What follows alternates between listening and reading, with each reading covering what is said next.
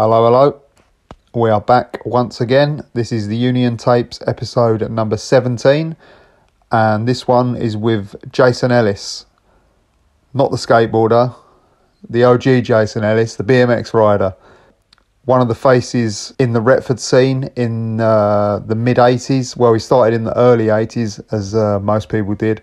And later went on to score a lot of coverage in BMX Action Bike and Rad magazine, and also Freestyle magazine. We talk about the Trumpton scene, which was the Retford scene, which was actually the Hudsons half-pipe. How we met the Hudsons, the infamous photo shoots that they used to do at the Trumpton ramp with all the infamous faces of the time: Dave Slade, James Hudson, Mick Hudson, John Hudson, Shaun Allison, Sid. We talk about many people in this one that have all cropped up in other podcasts and are all very seminal in the history of UK BMX. How we ended up on Team GT in the UK, Crawley Jam, Chingford Jam, the Holeshot contests. We cover everything pretty much, and he takes us right up to moving to the circus with Mike Canning, and how he got into that and how he came out of that. Also, we hear about him still riding to this day. This is a really fun episode, and I hope you enjoy it as much as I do. Get it down, yeah.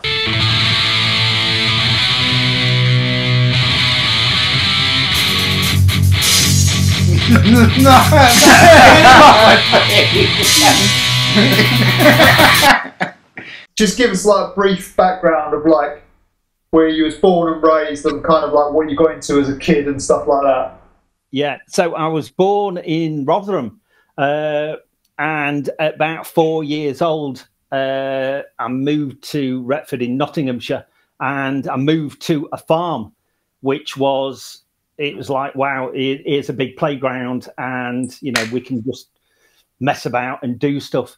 So, you know, at an early age, bike-wise, fourth Christmas was a rally budgie, and that sort of set me off on you know, with bikes, and kind of, you know, just sort of everything progressed from that rally budgie at 4 years old.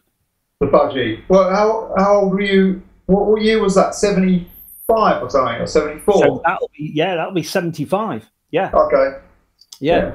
And then I kind of got, you know, like 20-inch BSA, just sort of normal bikes, you know, with 20-inch wheels, and not sort of, I suppose, sort of our version of a Stingray, so to speak. Okay. And it's kind of, I can remember my dad making me some big cow-horn handlebars out of a piece of pipe, and basically shaped them and put some grips on, and kind of, and made it a little bit cooler.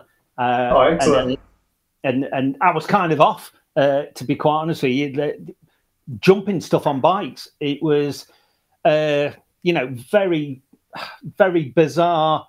Anything I could jump, I was making ramps and jumping things. And it's kind of, I think, that 100 monkey syndrome. I think there was that many of us all over doing this with bikes, that it just kids just zoning this sort of thing.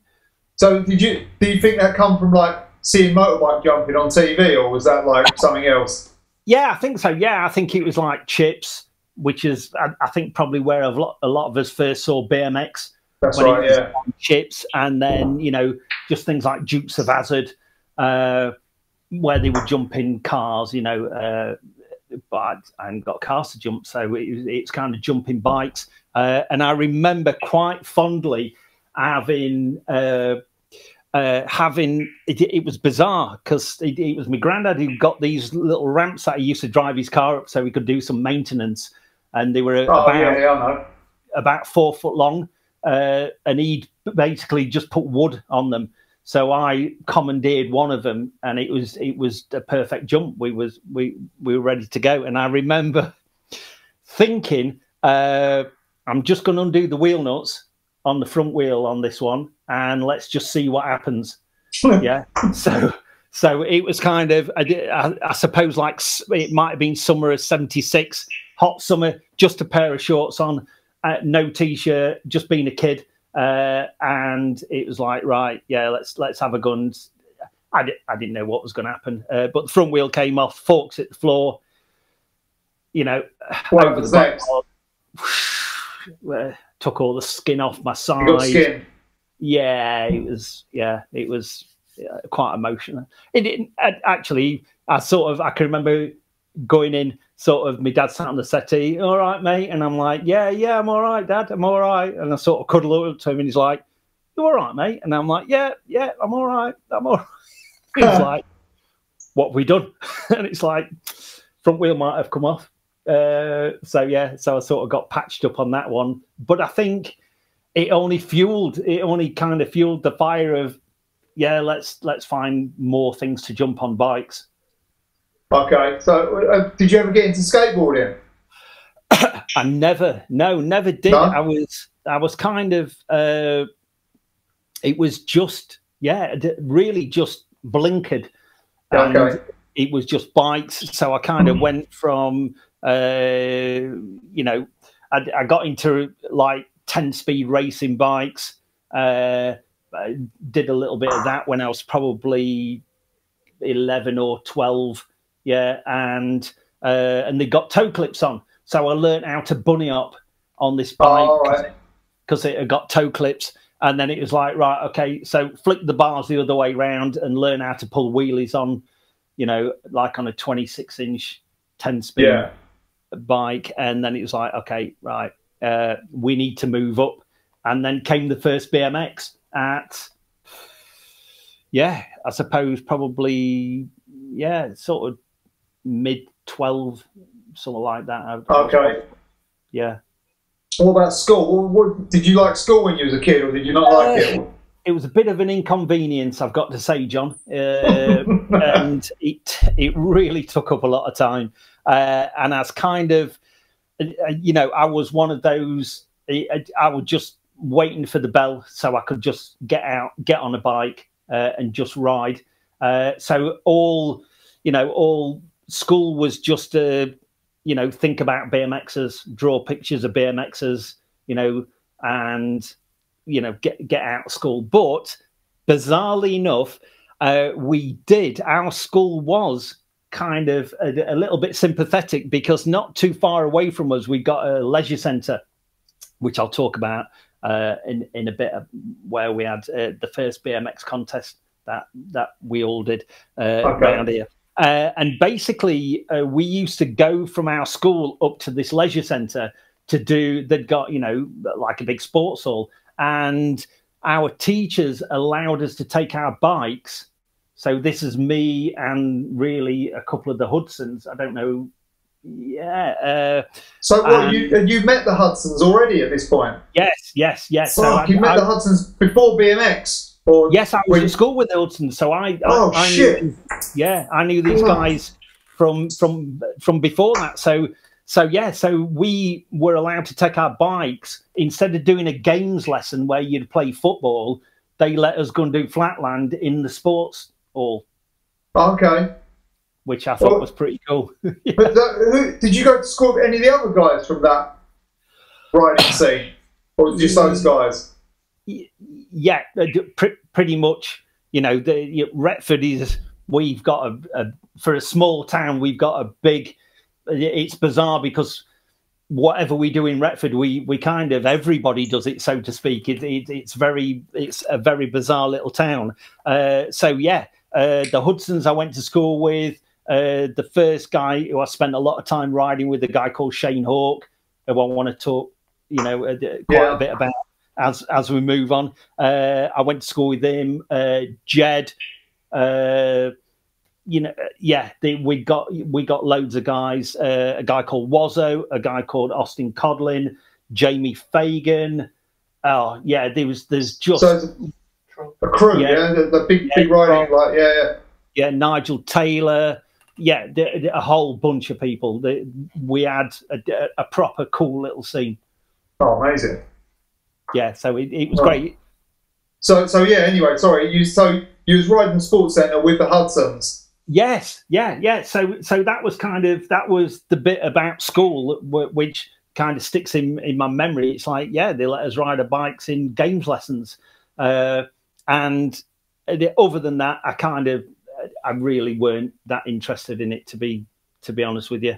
So I assume you was like, having seen you a few times from when we were kids, I assume you was a mischievous kid at school. Yes. Yeah. Oh, it was, I did. Yeah. It was. We were just, school just sort of tethered us, from 9 till 4 o'clock, and then it was like, right, let's go and do some, ride bikes. Really, it's always just been about riding bikes. And this was, sorry, go on. Yeah, but bizarrely enough, I did have to go and get an education after BMX, which was, yeah. So I kind of did everything the other way round. I totally ignored education as much as I could, but then after BMX, it's like, right, okay, well, maybe I need to, go to university and get a degree and do all those sort of things. Oh, okay. Which I thought was a better way to do it, because I'd already, I did it when it made sense, not when, just programmed to do education. And it was you did it when you wanted to learn it, not when you was being forced to learn something you didn't want to learn. Exactly. Yeah.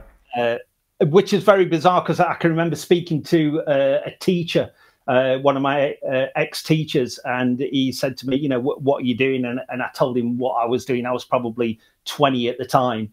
And he just went, yeah, we didn't teach you any of that, did we? And I went, no, you didn't. And he was like, well, good luck to you.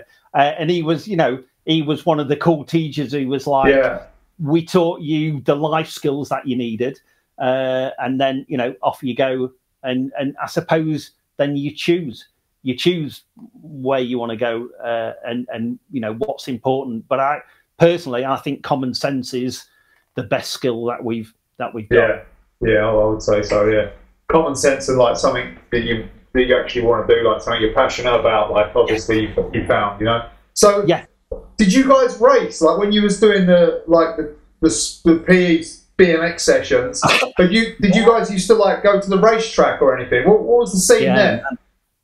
I can see from the window I'm looking out of our first BMX track, which was called the Sandhills, and it's at the back of the house that I live in, and it was basically just a piece of common land which got donated to the town, to the kids of the town, and we used to dig jumps, and we just used to go and just used to ride there. It was a meeting point.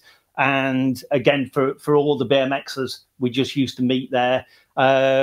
We spent a lot of time there sort of doing things with shovels. And then the Hudsons got their dad, who was pretty cool to us kids. He got a bulldozer down there and spoke to the person who owned the land, got a bulldozer and basically bulldozed a proper BMX track. Tabletops and doubles and loads of cool jumps in there, some nice berms, and we just used to go and meet down there. It was our first sort of starting point, even though we'd got a skate park as well. We got a concrete skate park, and we still have a concrete skate park. Well, is that the one with like that Whippy Horror? It's kind of like quite a mellow bowl with a curb at the top of it. You can't really. It's not. It's okay to mess around on, but again, it was so at that time, and I'm kind of talking probably 85, something like 1985.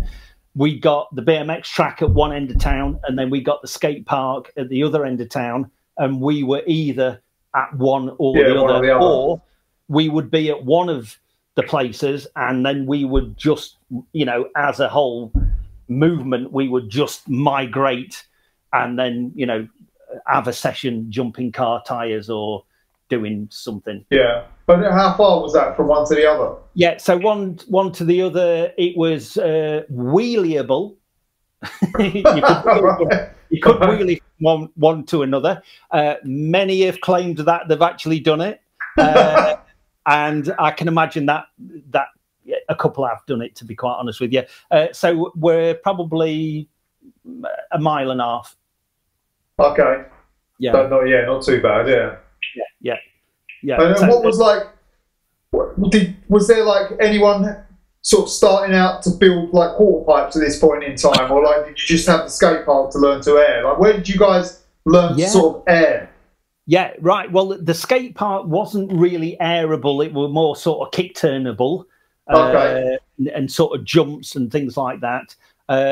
So I started riding with a guy called Shane Hawk, and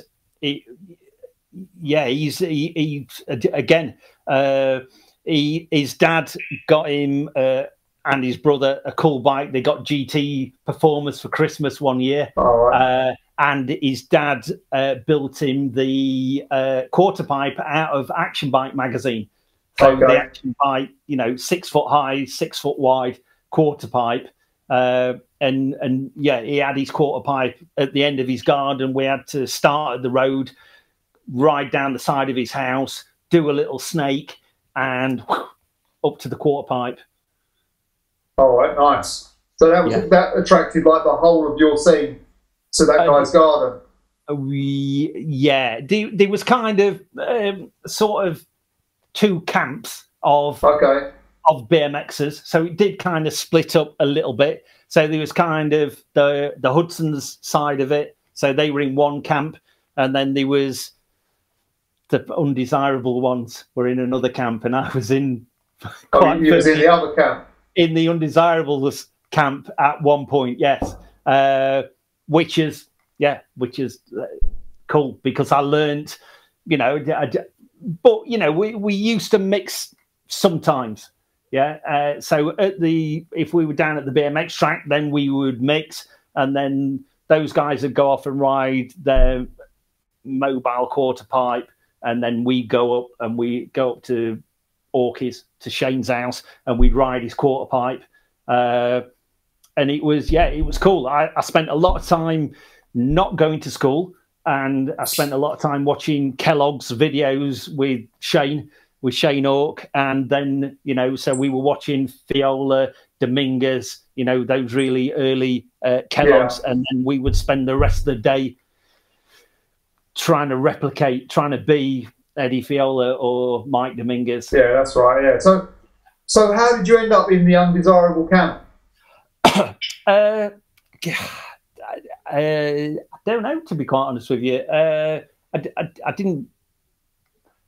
I suppose I only reflect back on there was two. We was in the undesirable camp. It was just, he was a good friend of mine. He was my age. And and I just I hung around with him anyway, and we hung around with skateboarders. So they weren't just us riding bikes. We'd also got some skaters who would hang out with us, and so if we weren't riding the ramps or riding the BMX track, then we'd be in town riding something.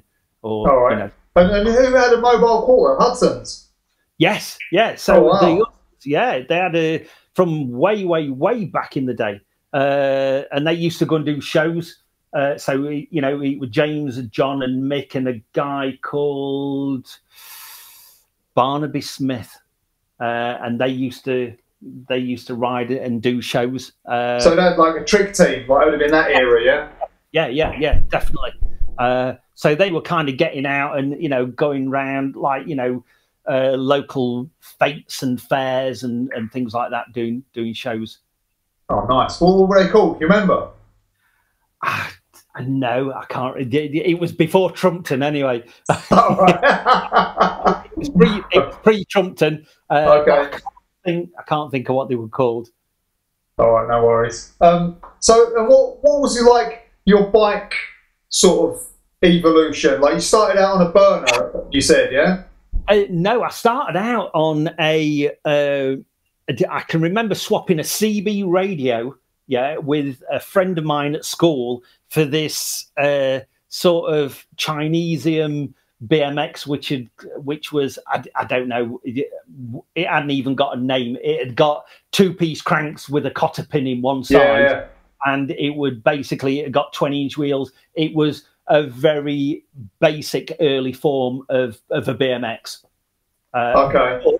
It was a BMX, so that was kind of the starting point of right. So, and then from there, I got a Putch Rapier. All right, yeah. That didn't last very long, but it was a BMX. So nice chrome with knobbly tyres, you know, just a Reyes 7X copy rims, which didn't last very long. Coaster brake, yeah?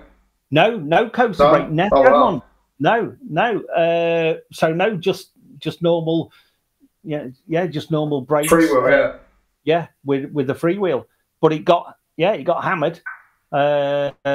And then I kind of got a DP freestyler. I can remember getting a DP freestyler frame and forks and swapping all the parts over. And then basically it was that, saving your dinner money. And I don't think I ever had a school. I had a dinner at school from being 12 years old. It was save your dinner money, save all your money. And we got a local shop that used to stock BMX things. Called Jag Cycles, and that's where we used to spend our dinner money, and we all bought our bike parts from there. Oh, okay. Again, not really sort of meeting point. It was bizarre because his shop was quite close to where we went to school, so we would at dinner time we could nip out to the shop and buy some BMX parts. All right. What was it, like a bike shop that sold BMX stuff? Yes, yeah. Oh, okay. Primarily just a normal bike shop, but there was so many of us into BMX. It ended up that he pretty much just ended up selling BMX parts, really. Oh, okay, yeah. In that boom time, it was pretty good, wasn't it? So, and can you remember like your first BMX mag? Yeah, I've been trying to think about this one. It's got to have been BMX Bi-Weekly. Yeah, same. Yeah, must be the first one that I can remember. And then it was things like BMX Action Bike Annual. Yeah. And I think I've still got it. It's the one, I think it's got Billy Stupple on the cover. Rom doing a kick turn. Yeah, I know, yeah. I know the one. Yeah. And then we got a newsagent that used to always get, whatever other than the American BMX magazines. So it'd be like BMX Bi-Weekly and BMX Action Bike. And it was an event for us, BMX Action Bike's out, come rain or snow, get down to WH Smith's and get a copy and see what's happening. Can you remember who was on the cover of that Bi-Weekly you bought? Oh. Was it racing or someone doing it like... Yes, it was racing. Yeah, okay. Because it mostly was racing that mag. Yeah. Yes, it was. Yeah, yeah. But it was just, I suppose, to see. For us, we knew there was a scene, so we knew there were other things happening, and it's where we found shops and we could find other parts, bike parts, and where to order things from. And if we wanted to get more into like freestyling, and when those magazines came along, we had to get on a train and go to Sheffield. Oh, okay. To find those sort of magazines, or can you remember like seeing your first BMX? Like what drew you to it? You was already jumping bikes, so like a BMX was like the perfect thing, like a perfect object for someone like you. Oh, the progression, it was, perfect progression. It was. I can't think, and I've been trying to rack my memory to try and think about where did I first see it, and I think it is kind of one of those. I'm going to go with the collective consciousness of it just bings into your brain one day, because I can remember the chips thing, and then I can remember BMX Bandits being on at the local cinema. Okay. I'm sure we were into bikes. You were probably already into it by BMX Bandits. It's quite late, wasn't it? Like ET had already been out and stuff. So. Yeah, that's right. So I'm sure we were into it, but it was kind of. No, I can't think. I think probably good BMXers again might have been the Hudsons, might have been the first people, and a guy that was in the same year as me, a guy called Jamie Fagan, who was a racer, and he might have been one of the earliest guys to. I can remember he had a GT race bike, and it was like wow, you know what I mean? Yeah. We was all and it was just. The buzz was out when the BMX buzz was out at that point. Oh, yeah. And it was such a beautiful bike as well. You know, those old GTs were absolutely awesome. And then I can remember the Hudsons, one of the Hudsons had got a PK, and it was like, wow. So, but we'd also got another bike shop not too far away in a town called Gainsborough.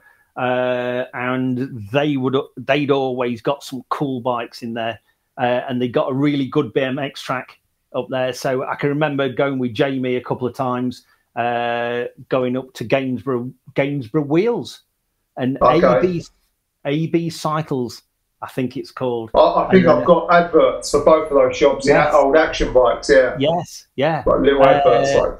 Yeah, and I can remember going and checking out this really, a proper racetrack, and then, going to another shop and seeing some other cool bikes. So yeah, I was kind of I'm sure they was like the early DP days. Yeah. So and then you're going and visiting other shops, so you're seeing other scenes and other tracks. So that's where your journey is starting to open up, right? Oh, yeah, definitely, yeah. Because I was from Rotherham, I used to go to visit my grandmother, and that was like a bi-weekly thing. And there was a shop that we used to go to there. So there's a bit of a scene going off in Rotherham, and I'd take my bike and I'd go and check out that bike shop.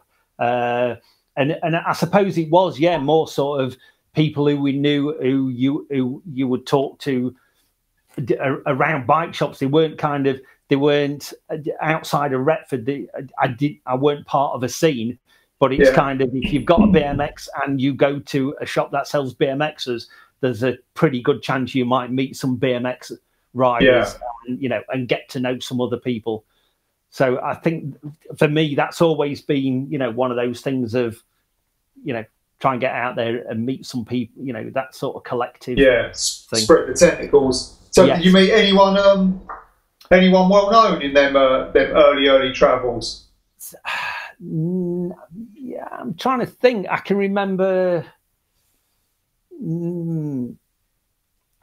meeting, and this is how I kind of got into freestyle, because I went with Jamie Fagan to a Nottingham Wheels race meeting, and I did the one and only race that I ever did. And Jamie was racing, so he was kind of doing that every weekend, and it was raining all day. And I can remember there was a guy called Nick Martin. I don't know. I know that is. Yeah. And Nick Martin had a yellow GT Performer, and he'd got black electrical tape, and he'd wrapped black electrical tape around it to make it so it was like yellow, black, yellow, black, yellow, black. Like B, exactly, yes. And he spent all day, and I am not, this is no exaggeration, so yeah, Nick, he spent all day doing a Miami Hopper. Yeah, all day.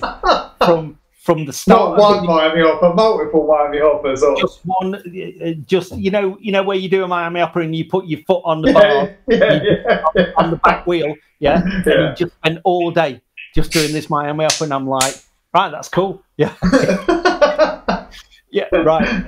I want to do what that guy does. Yeah. So that was kind of when we, it's like, all right, so we're now starting to see people do a bit of freestyle. So, we were all meeting up, and we were, like I say, we were jumping tires, and we were doing stuff down at the skate park, and, rudimentary BMX things. Yeah. But we'd still got people coming from, I don't know why there's this kind of magnetism that people would travel to come and ride in Retford. It was just bizarre. So we got, you know, I can remember Shaun Allison, the first time Shaun Allison came over to Retford, and that was you know, we'd heard about this guy, but we'd never met him. And it was like, right, yes, you know, there was a buzz. There was just this collective buzz. And it was like Shaun Allison's here with a guy called Mitch, who was also a really good rider at the time.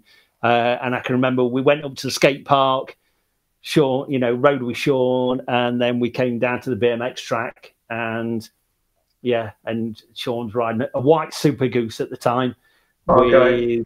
I think he got, and he'll correct me, but I think he got black tufts on, and it was like, wow, white Super Goose with black tufts. This is cool. And he, you know, he's always been a talented rider.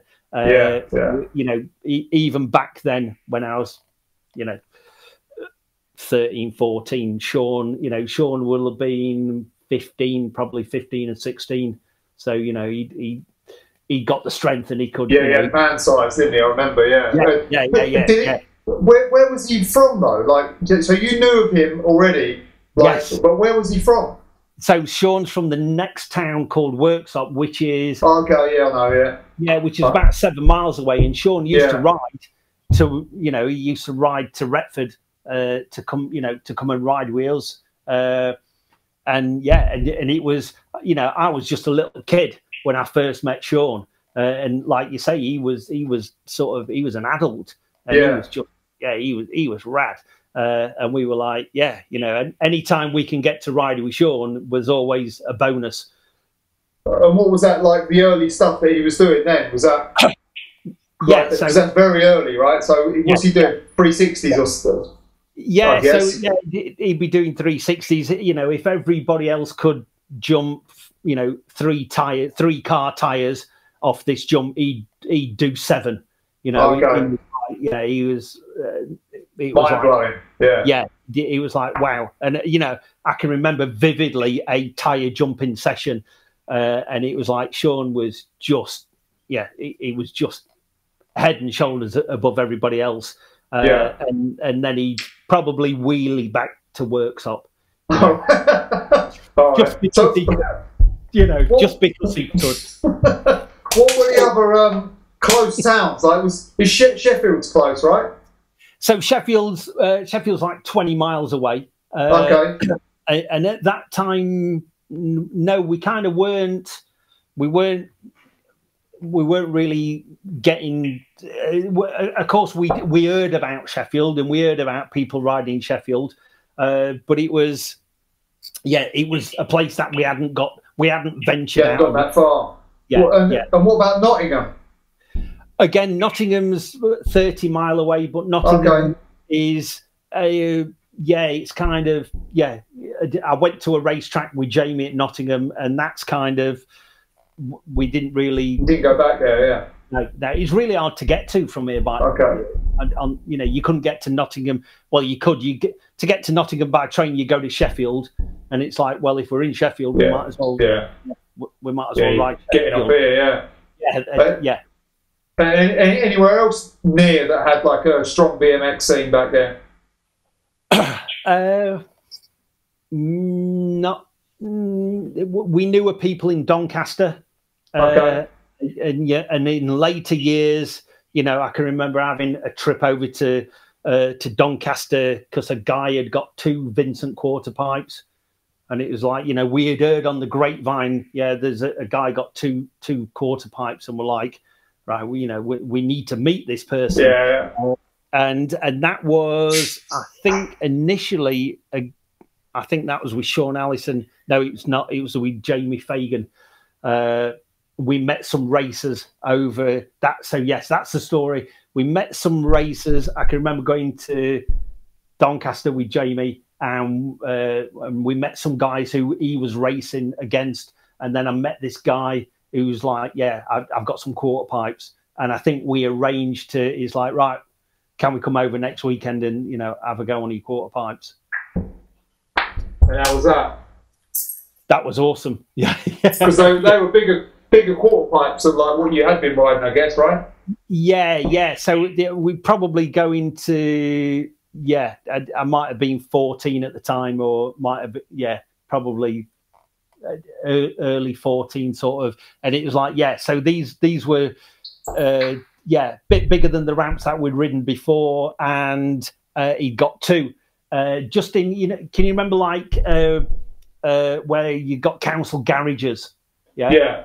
And there was like a block of garages. Well, he got these two quarter pipes in these block of garages. And I can remember us making a canyon. And it was like the first time I ever had to go doing a canyon was between two quarter pipes. And it's like, wow. Yeah. So I was probably I could probably get at that time probably 3 or 4 foot out or something. Okay. Like that. But pretty good, yeah. So for that time.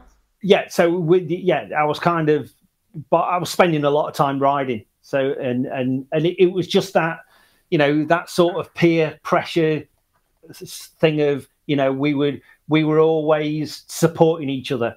It was never, we were never riding against each other. We were always, our goal was to make each other better, even though we didn't realize what we were doing at the time, but we were always stoked off what somebody else was doing. And then, I can remember traffic cones on the top of the quarter pipe with a garden cane. And it was like, right, they were the big ones. So they were probably 3 foot. And it was like, right. And doing back wheel bone airs to knock the cane off. And just doing little things like that. And where was that then? And who was that with? So that was with Shane Hawke on his quarter pipe. So we're back to Retford for this one. So again, spent quite a lot of time riding at Hawke's, and I don't know where I saw.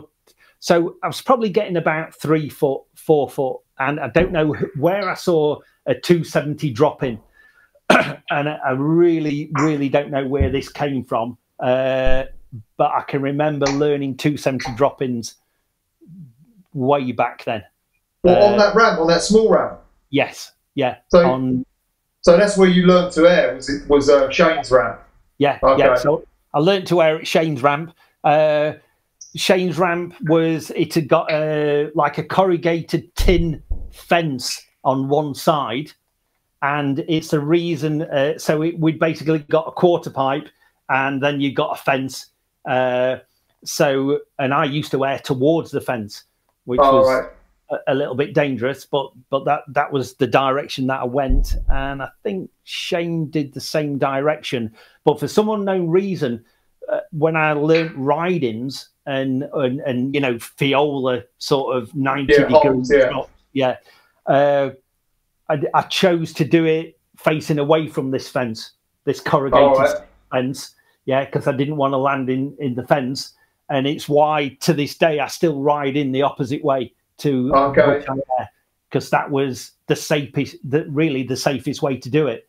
And then after I'd learnt the Fiola sort of hot pins, I don't know where the 270 drop-in came from, but that's if I think of a 270 drop-in, I'm thinking you've skipped forward maybe 2 years, like got to be 87 or 8, maybe 86 possibly. But yeah, 270 drop. So you learned the 270 drop-in though, yeah? 270, yeah. Still on my DP freestyler. Oh wow. So, yeah, with the 270 drop-ins. It's got to have been 85. Yeah. So that was I don't know. Again, I don't know. Really, don't know where it came from. It's got to have come from a Kellogg's. It's got to have come from, seeing an American. Maybe Blyther in '85, Kellogg's possibly done a 270 drop-in. Yeah. Possibly so, or it could be. Yeah. I don't know, but it was, it was, the word got round, it's like, Elle can do 270 drop-ins. And people are like, no, you can't. And it's like, and I can remember the Hudsons, might have been James, at school saying, somebody says that you can do 270 drop-ins. And I'm like, yeah, I can. and they're like, right, well, we don't believe you, and it's like. Then that's okay by me, you know, whether you believe me or not. And other people saying, yeah, you can do it. So I got invited round, and it was their mobile quarter pipe on their, I think, on the driveway. So mobile quarter pipe onto tarmac, and set up 270 drop in. There you go. I did it, yeah.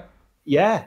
Okay, so is that how you got back in with those guys? It might have. It actually, might have, to be quite honest with you, because then my rank got elevated. Yeah. It's like, oh no, he can do 270 drop-ins, and so possibly, yeah, it could have been. And you know, there was no sort of it's not like we weren't friends. It was I was in a different. Different scene, different group, we're in a different group, but you know, we knew each other, we talked to each other. If we, you know, if we were all riding at the same place, then we would ride.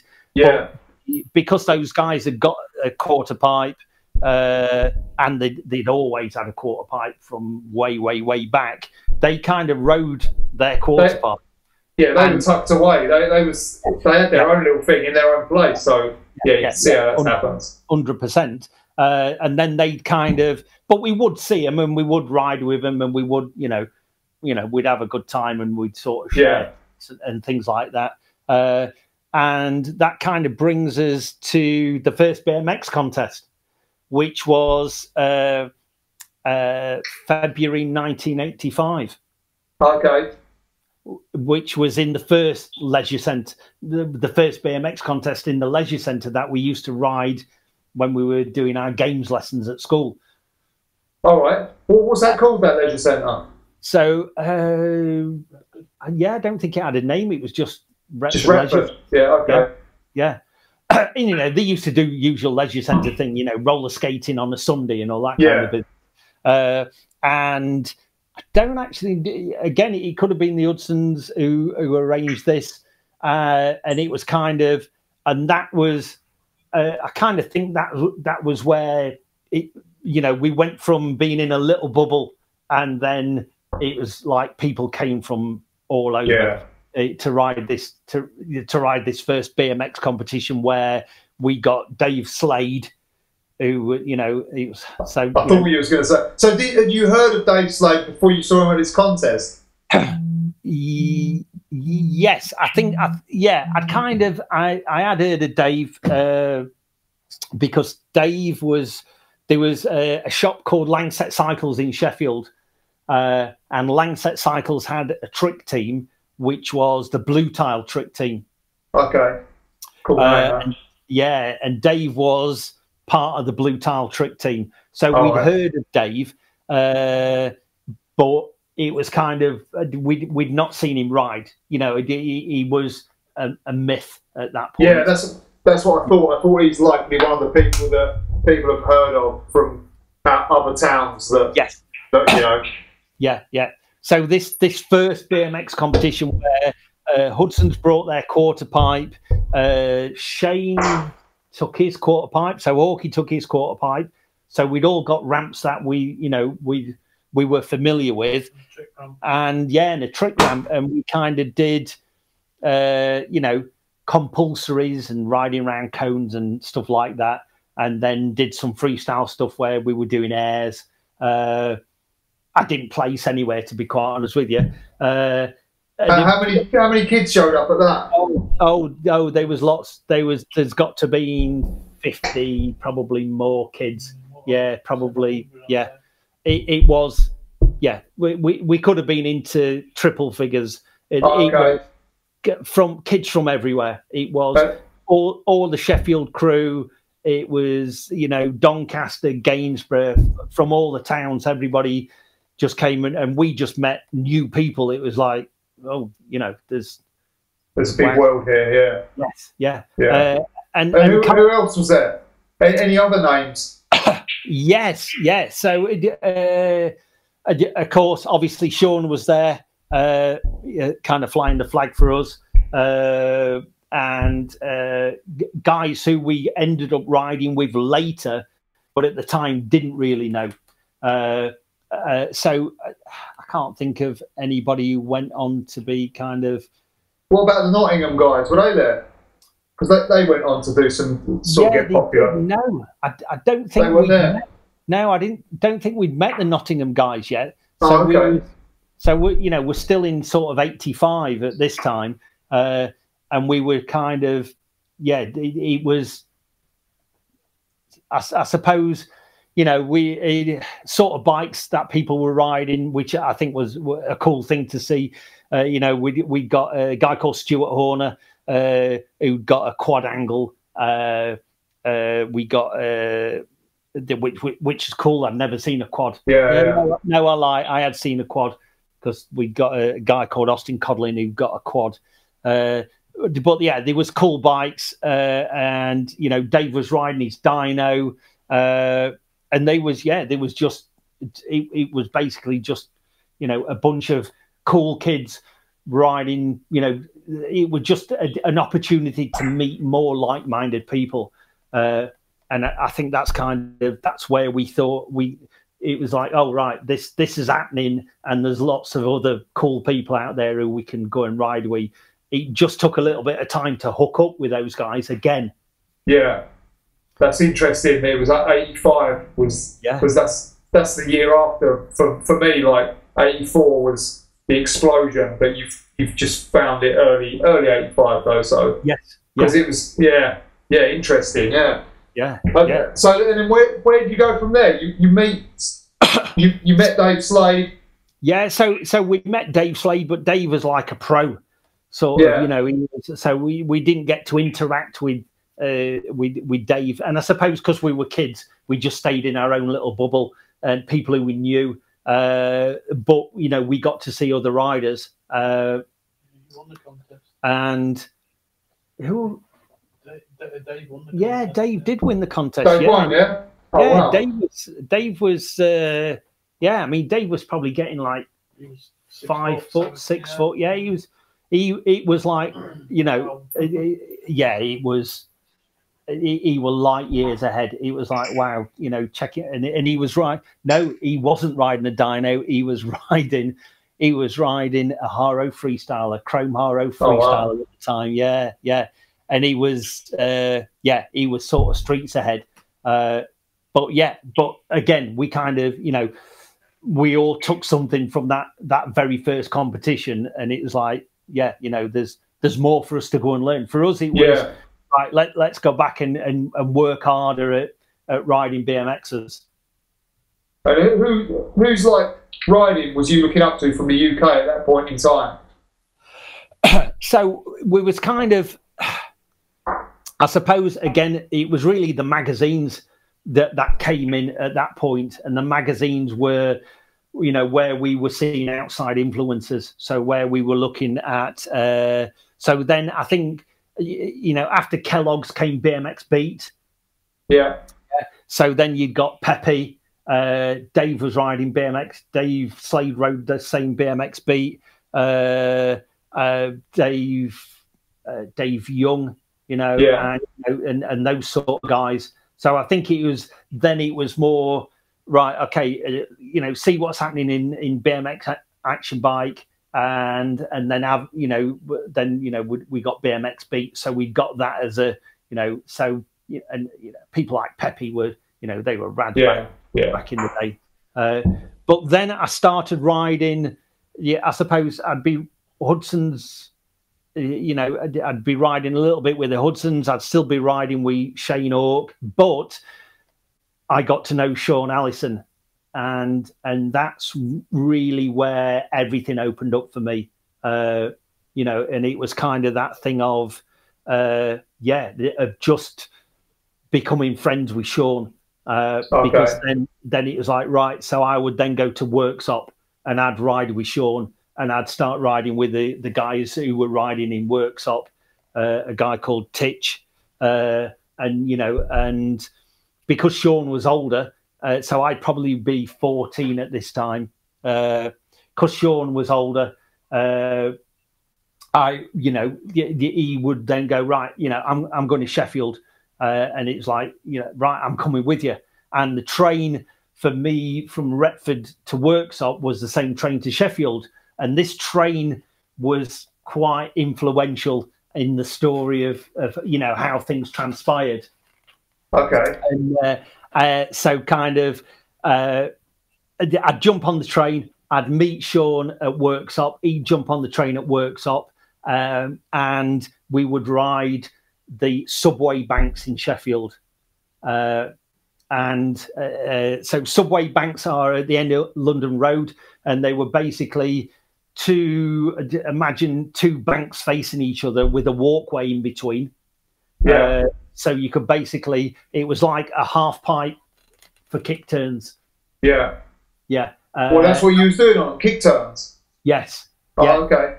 Because they were just two straight banks.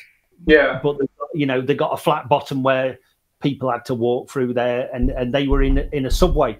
So basically, we just used to go and ride the subway, and we met the skaters. Sheffield skaters would skate down there, and then we'd meet other BMXers. So it was kind of that pivotal point of getting on a train with Shaun Allison, and so I kind of went and rode the subway banks a couple of times in Sheffield, and then me and Shaun went to ride the YMCA in Sheffield, and it was just another level. So what was I was riding? I was probably,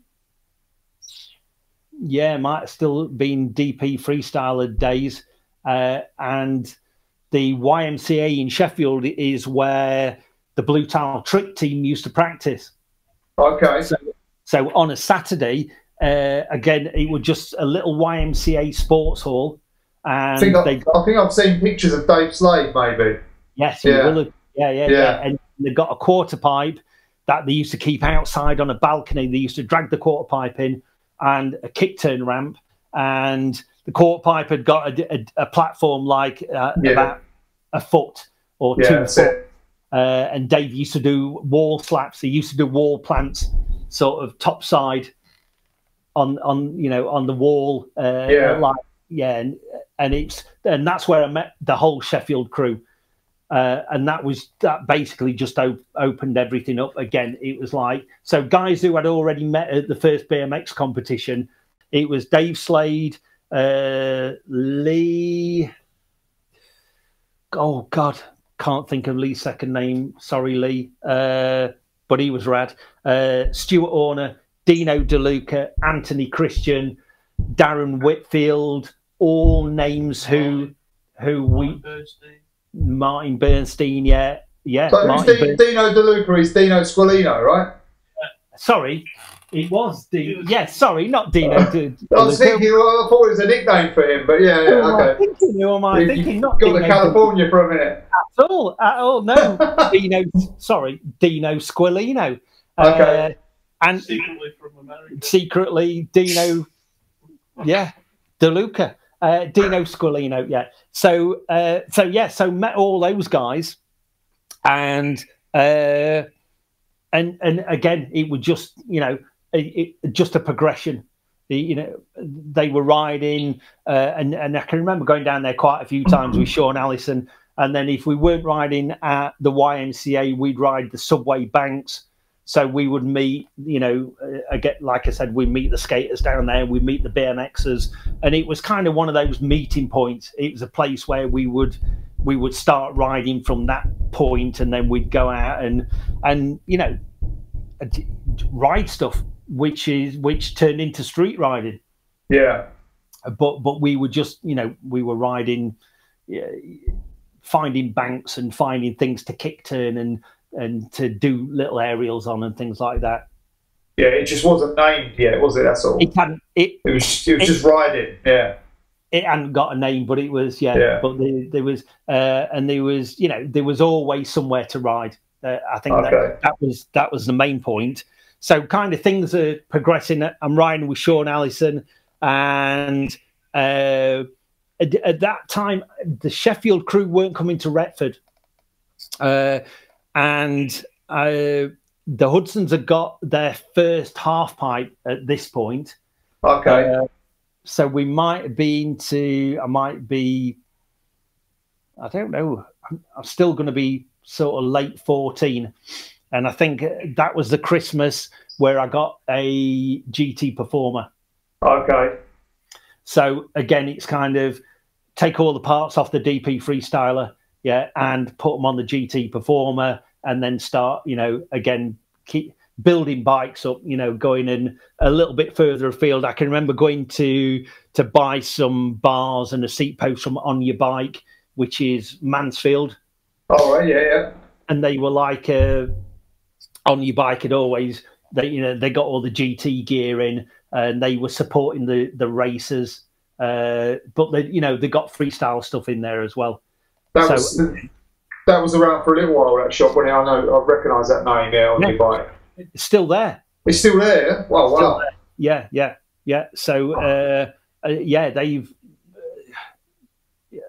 again another sort of, but didn't really.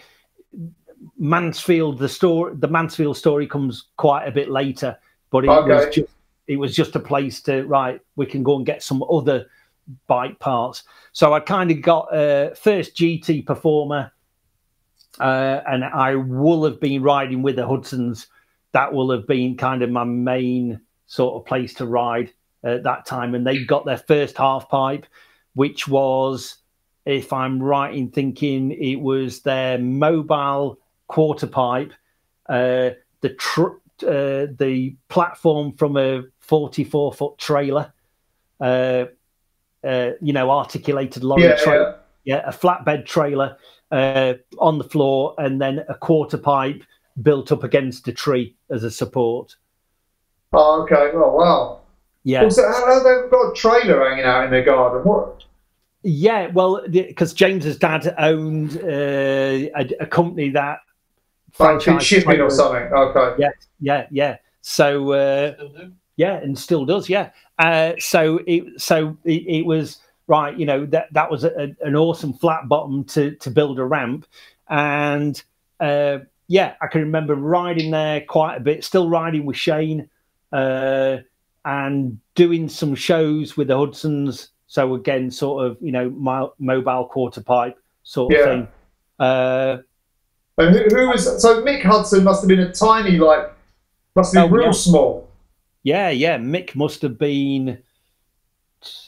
will have been 12, probably, or 13 at the time. Wow. Yeah. So Mick was, teeny tiny, riding a PK with skinny wheels, as I remember. Oh, yeah. Yeah, PK with skinny wheels on it.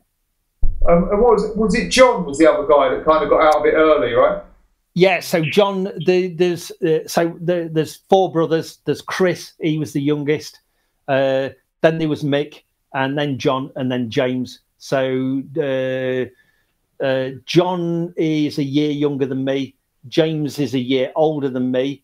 Mick's 2 years younger than me, and Chris is probably 4 years younger than me. Okay. So they're quite close together, yeah. John got out of it quite early, but at one point, sort of second incarnation half pipe, all the brothers were riding. Chris was skating, Mick, John, and James were riding BMX. That was all in that feature. I've actually got it here. Yes. And how, so you're riding that half pipe. What was the sort of, you're starting to get higher at this point, I guess? Yeah, so I'm riding, I've got a GT Performer, so the bikes are getting better. And so then riding, it kind of sort of riding progresses when when you get better bikes. It just seems like you get enthusiastic about it, and that's what I find anyway. Yeah, most definitely. Gives you a little boost. So I'm kind of riding a white GT Performer, and I'm probably getting just riding with those guys, getting 5 foot, 6 foot sort of thing. Okay. And just kind of again, it's that sort of, you know, if you put enough time in and if you've got the commitment, and it's pretty much all we did. We just rode bikes. So I was just, you know, any time I could ride the half pipe, we'd be riding, and everybody would, you know, we'd be getting better, but we didn't really realize we were getting better because we were just kids, just, you know, just riding. Yeah. And if we weren't riding Hudsons, we were riding the skate park, or we were riding in the town square, you know, or, you know, we weren't doing the BMX track anymore. Okay. But we were sort of still skate park and still, you know, doing a little bit of flatland. Full freestyle at this point, yeah. Yeah. Okay. And what was like? What were the other guys that? How high were they going? Like, had they progressed as well? I assume they did. Yeah. Everybody was kind of. Again, it was kind of that sort of. We were just. It was the peer thing, you know. I mean, we were all pushing each other, and you know, Dave Slade had come down. Didn't come down that often as I remember, but when he came down, it was an event. It was like, you know, our eyes were opened again. It was like, wow, Dave Slade's been, and he's, you know, he'd be blasting airs, and we got something new. He's quite progressive, wasn't he? Like, even from really young, Oh yeah, definitely. So he'd be kind of, he'd be getting 6 foot. Something like that, you know, and he'd be, you know, doing 1-footers and starting to, you know, to do styles and stuff. But we didn't see that much of Dave, to be quite honest with you. But like I say, when we did see him, it was, you know, it was always an event, and we always got something. We always gained some knowledge from Dave. New perspective or something. And what about Shaun Allison? Was he riding that ramp? Yes, Shaun Allison was riding the ramp, and he was, you know, he rode a coaster, and he was doing airs. He was like, you know, he could do X-ups, and he was doing styles and things like that. So he was, again, he was probably getting 4 or 5 foot out. Okay. We were all around a similar sort of level. You all raised up, yeah. Yes, yeah. Okay. And then what was the next phase from that then? So the next phase would have been like the half pipe, right? The one that was in. Yeah. So the next phase was that ramp. Yes. So I've gone from a white GT performer to having a blue one. Yeah. to a blue one. So that's the one. Yes. So what's the date on that, John?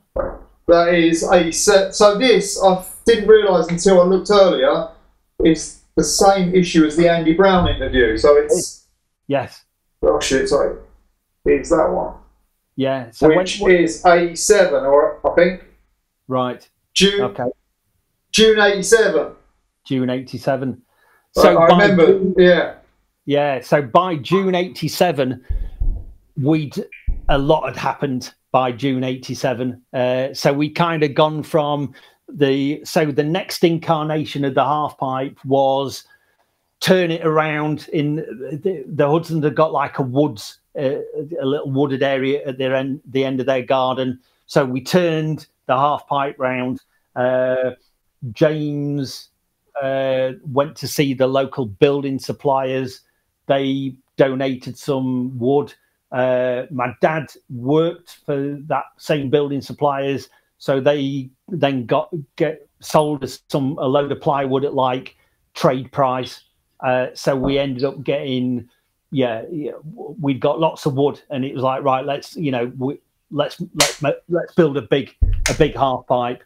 So we kind of went to the next stage. So this half pipe had got the Hudson's mobile quarter pipe in one side, and then so that mobile quarter pipe made up one side of the ramp plus another section which was 12 foot, which was basically, you know, we'd got a mobile quarter pipe and then another 12 foot section made up one side of the ramp.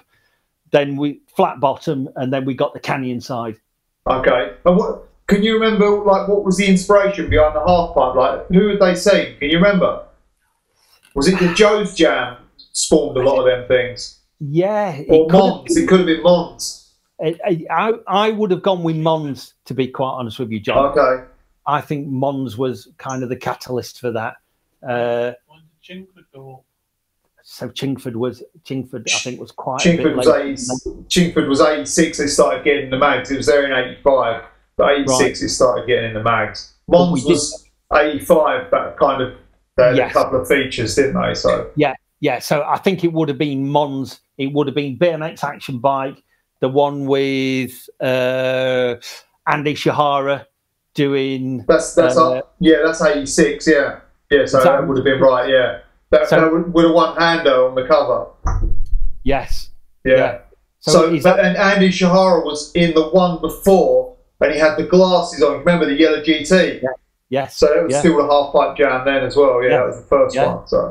So it probably could have been that. But at the time, so the half pipe came along, and we were, BFA contests were happening at that time, and we used to go to a practice session on a Wednesday night at Alfreton Leisure Centre. Okay. Which was exactly the same setup as the Alfreton BMX regional competitions.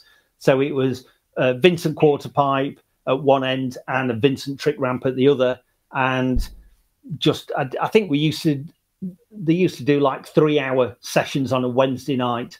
And, Alfreton's quite away from here. So again, we didn't do every time, but we went over, and we were starting to ride regional competitions at Alfreton at that point.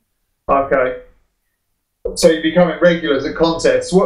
So with this is when Trumpton's going right now.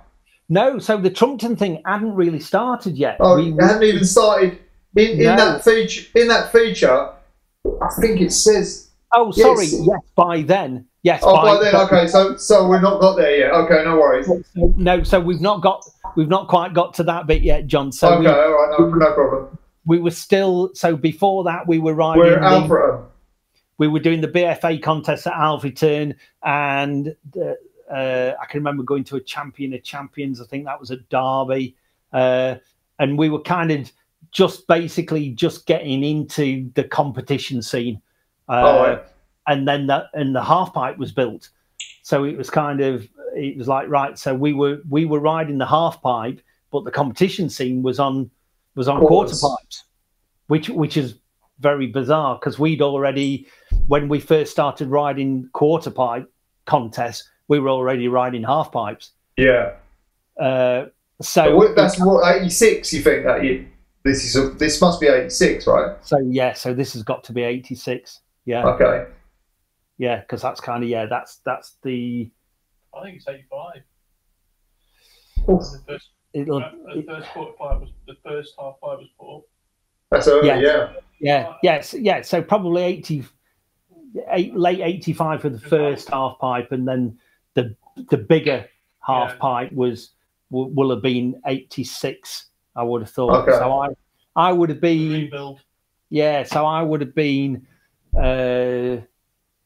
I was second year at school the first time I came. Right, so I'll have been a third or a fourth year at school. It's bizarre, because when you look at it chronologically, so much happened in such a short space. Yeah, exactly. And it kind of went from it sort of went from Blue Tile, riding at YMCA, to Hudson's getting their second half pipe. I think the second half pipe, which is the one that's in the magazine, is that was where, we were getting serious into, we were riding every weekend. And I think, that's where the scene started happening, which is where, which is kind of where another train journey to Sheffield is where I met Sid. Okay. He's one of the pivotal characters as well, isn't he? So again, one of the pivotal characters. So, and that was basically just to go to Boat World, the shop, to pick up a pair of Vans or a pair of Converse, and met Sid, who was a skater at the time. He was skateboarding. Met Sid on the train on the way home because he was probably just throwing down with rain. So, you know, neither of us were doing anything. And, you know, I was just sat on my bike at the back of the train. And, you know, there was a skater. So, of course, it's very close to what we do. And, you know, we used to ride the subway banks with the skaters. So skating and BMXing, there was no... there's no divide, no divide for us but, at all. And so, you know, so I just started talking to Sid.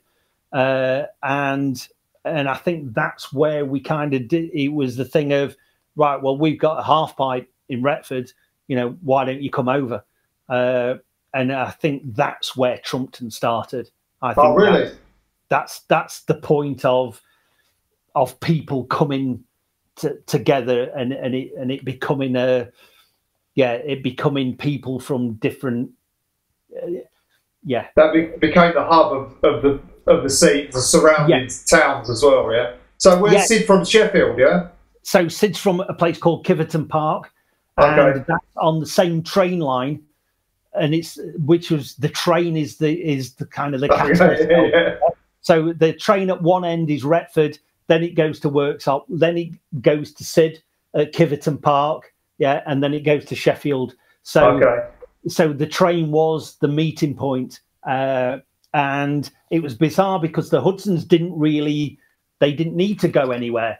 So it was I suppose it was really me who was the one who was networking, networking and getting out, you know, riding other places. And I think that's because of Shaun, you know, because just riding somewhere with Shaun. So if me and Shaun weren't coming down to Retford to ride, then we'd go to Sheffield, and that's kind of that progression where then the guys from the YMCA, me and Shaun would go and ride at the YMCA, and then we go, Hudsons have got a half pipe in Retford. So people would be like, right, we need to get on this train and congregate over. And at that time, Dave Slade, you know, Dave was a friend of James's anyway. And Dave, so we sort of knew each other, but we were acquaintances, so to speak. Because Dave was, I think Dave was older than Shaun. So Dave, you know, he was an adult at that time.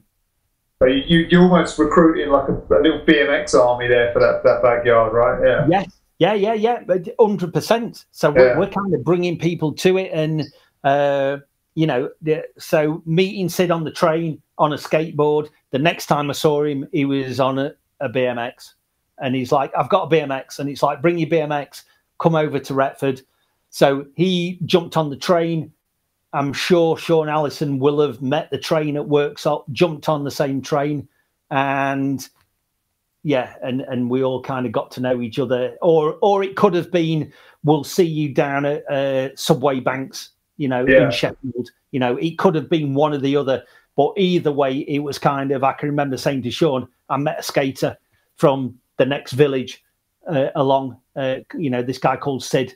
And he's like, right, well, cool, you know, we'll ride with Sid. So so it was just that thing of, you know, we'll see you on the train, so to speak. Don't seem real now. Because mobile phones and all that sort of thing. So then Sid became a local, and I think that's where, you know, that's kind of where things kicked off when Sid got involved. It just, I'm getting goosebumps. When Sid got involved, it just, I think we all took it to the next level. So the Hudson's half pipe then, and it's very bizarre because we didn't ever discuss this with the Hudsons or with their parents, that we were just going to recruit BMXers from everywhere, and we were going to congregate. And, you know, when I think back, you know, we've got such a big thanks to their parents for letting us do this, because it's kind of that thing of, you know, it was a ritual. It was, yeah, it was a free. It looked like a free for all. Yeah, yeah. It was. We kind of, but obviously Mick, James, John, and Chris didn't have to do any arranging because they lived at the half pipe. It was everybody else had to do the arranging of, right, what we're going to do, where are we going to meet, you know, and you know what's going to happen this weekend. So you know, Shaun again, a massive, you know, a massive thing, you know, of my riding career, and then sort of and Sid getting involved was that sort of pivotal point. Sid was more involved with the Sheffield guys, and I think that's how the Sheffield influence came along, and then we started, you know, hanging out with Anthony Christian, Meekon as he's known, Dino Squilino, Stu Horner. Daz Whitfield was from a different town, but we knew Daz Whitfield from the YMCA days. So Daz also used to hang out with us. Slade, we used to see again. Dave was more of a special occasion, because he was into his film work and that sort of thing. But it was always an occasion when Dave used to come and ride. So the scene was growing.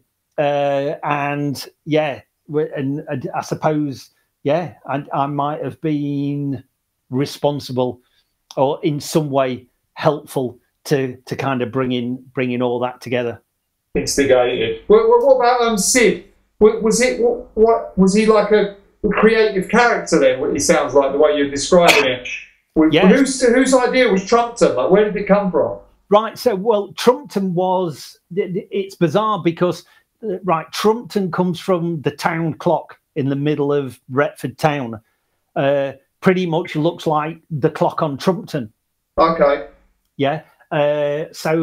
And Trumpton came from, the collective Trumpton came from Half Man, Half Biscuit, Trumpton Riots. Okay, because you was the Trumpton Riot Squad, right? That was exactly, yes. Okay, yes. Yeah. So Trumpton Riot Squad came from the song Trumpton Riot Squad by Half Man Half Biscuit, which James heard on a John Peel show and recorded it on a cassette off a John Peel show, and it was. But again, that's a little bit further forward. It kind of seems to be a bit further forward, but it's bizarre because it was all in such a short space of time. But we didn't. Trumpton Riot Squad was a fun thing. It wasn't kind of. We didn't really do anything. You know, it was a crew name, wasn't it? Yeah. It was just a crew name. So Trumpton Riot Squad, I suppose, were the Hudsons crew name, and we got involved in it. But we were our own little crew anyway. We was before we needed to put a name on it. Okay. Of course. We kind of got our thing happening, and sort of Sid was.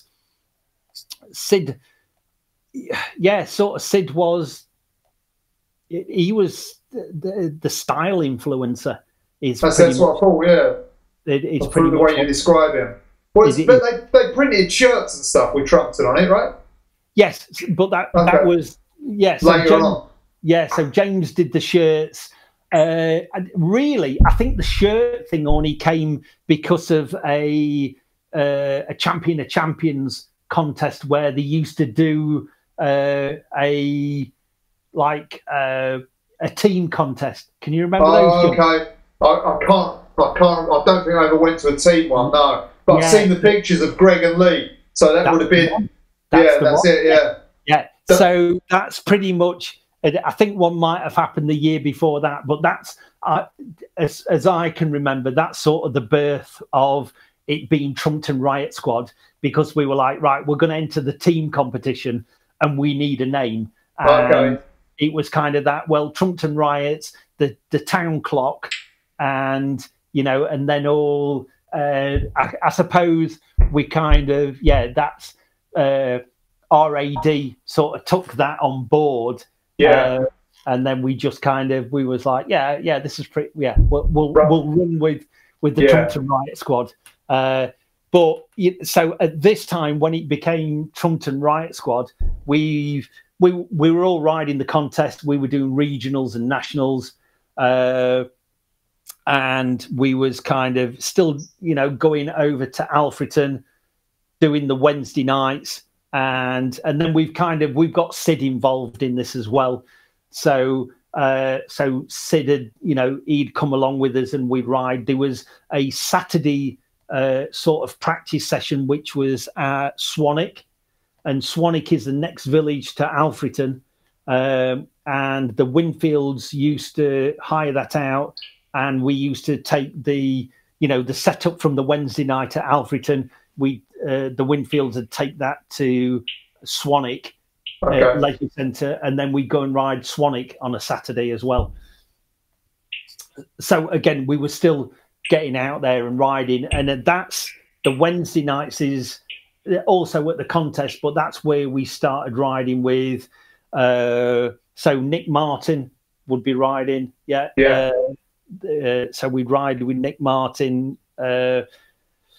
Ross Marshall would be doing the Wednesday nights. Alan Sibley, he would be doing the Wednesday nights, and then we kind of the Retford guys, we'd all rock over there as well. But you'd have Jamie Bestwick, he was from one of the villages. John Yull would be riding there. So again, I suppose that's where we started building those relationships. Yeah. As in, we wouldn't see those guys outside competitions, but at that point in time, but then when we went to the Wednesday night Alfreton jams, and we went to the Swanwick ones, we'd hook up with those guys. So that's around, I think I've kind of got to the time with similar, getting up to the first half pipe jam. Okay, so what did you guys were looking at stuff that was going on in RAD and the London scene and stuff. What did you all make of that? Was that just a reflection of what was going on where you was, or did you look to emulate that, or was it already happening? It was kind of happening. It was the London guys.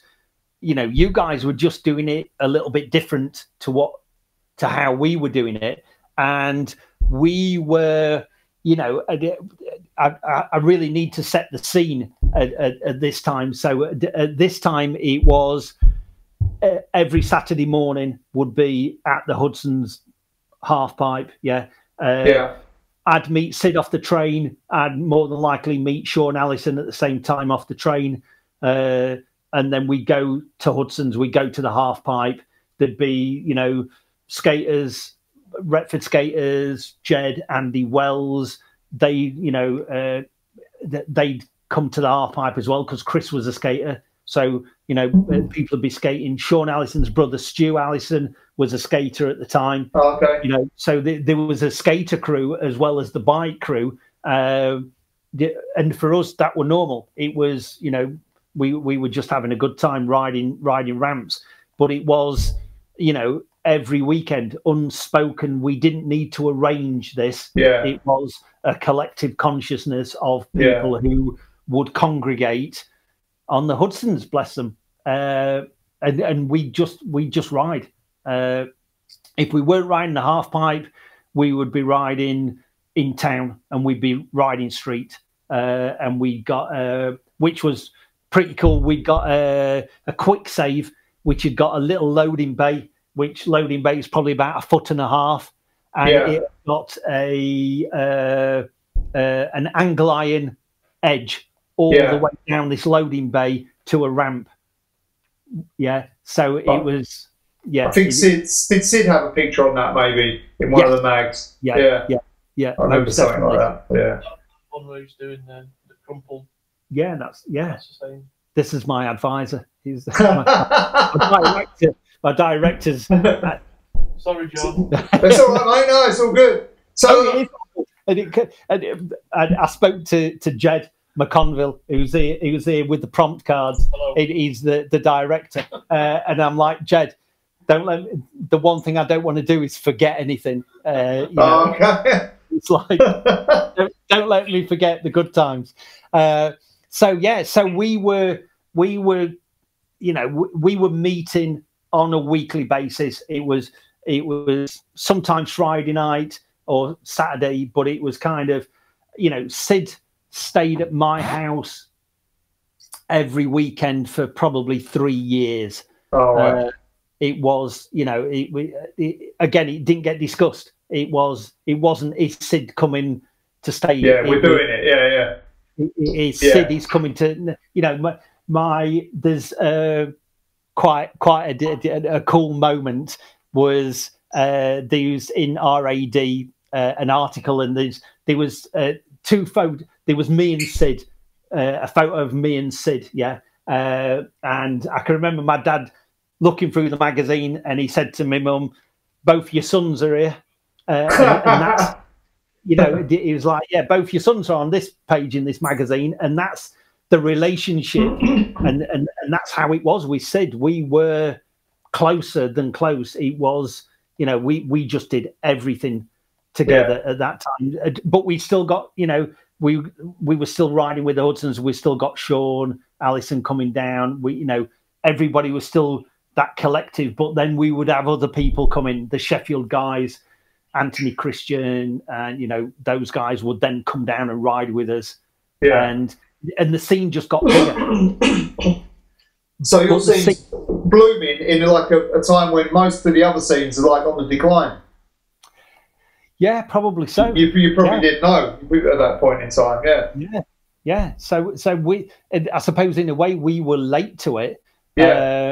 So where are we up to now? We're up to. So say we're up to 87, early 87. Yeah. Like we're up to. I'd say we're up to like where this RAD feature comes in. Yes. Like, so the RAD. How did that come about? Like who was the contact there? Yeah. So Nick must have seen you guys at a contest or something. I'm guessing from the way he's written the intro. Yeah, I think he did. I think we was so at this point I'm like I'm riding nationals and regionals, and so are so were the Hudsons. We bizarrely enough, we've got another friend who rode with us in Retford, a guy called Stephen Brodie, and Stephen Brodie, his grandmother was from Edinburgh, and Stephen Brodie met a BMXer called Scott Carroll. Oh, okay.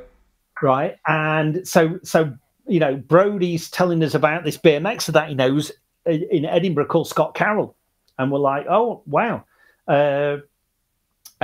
so Scott came down on holiday and rode with us, and then and then I started riding against Scott at competitions.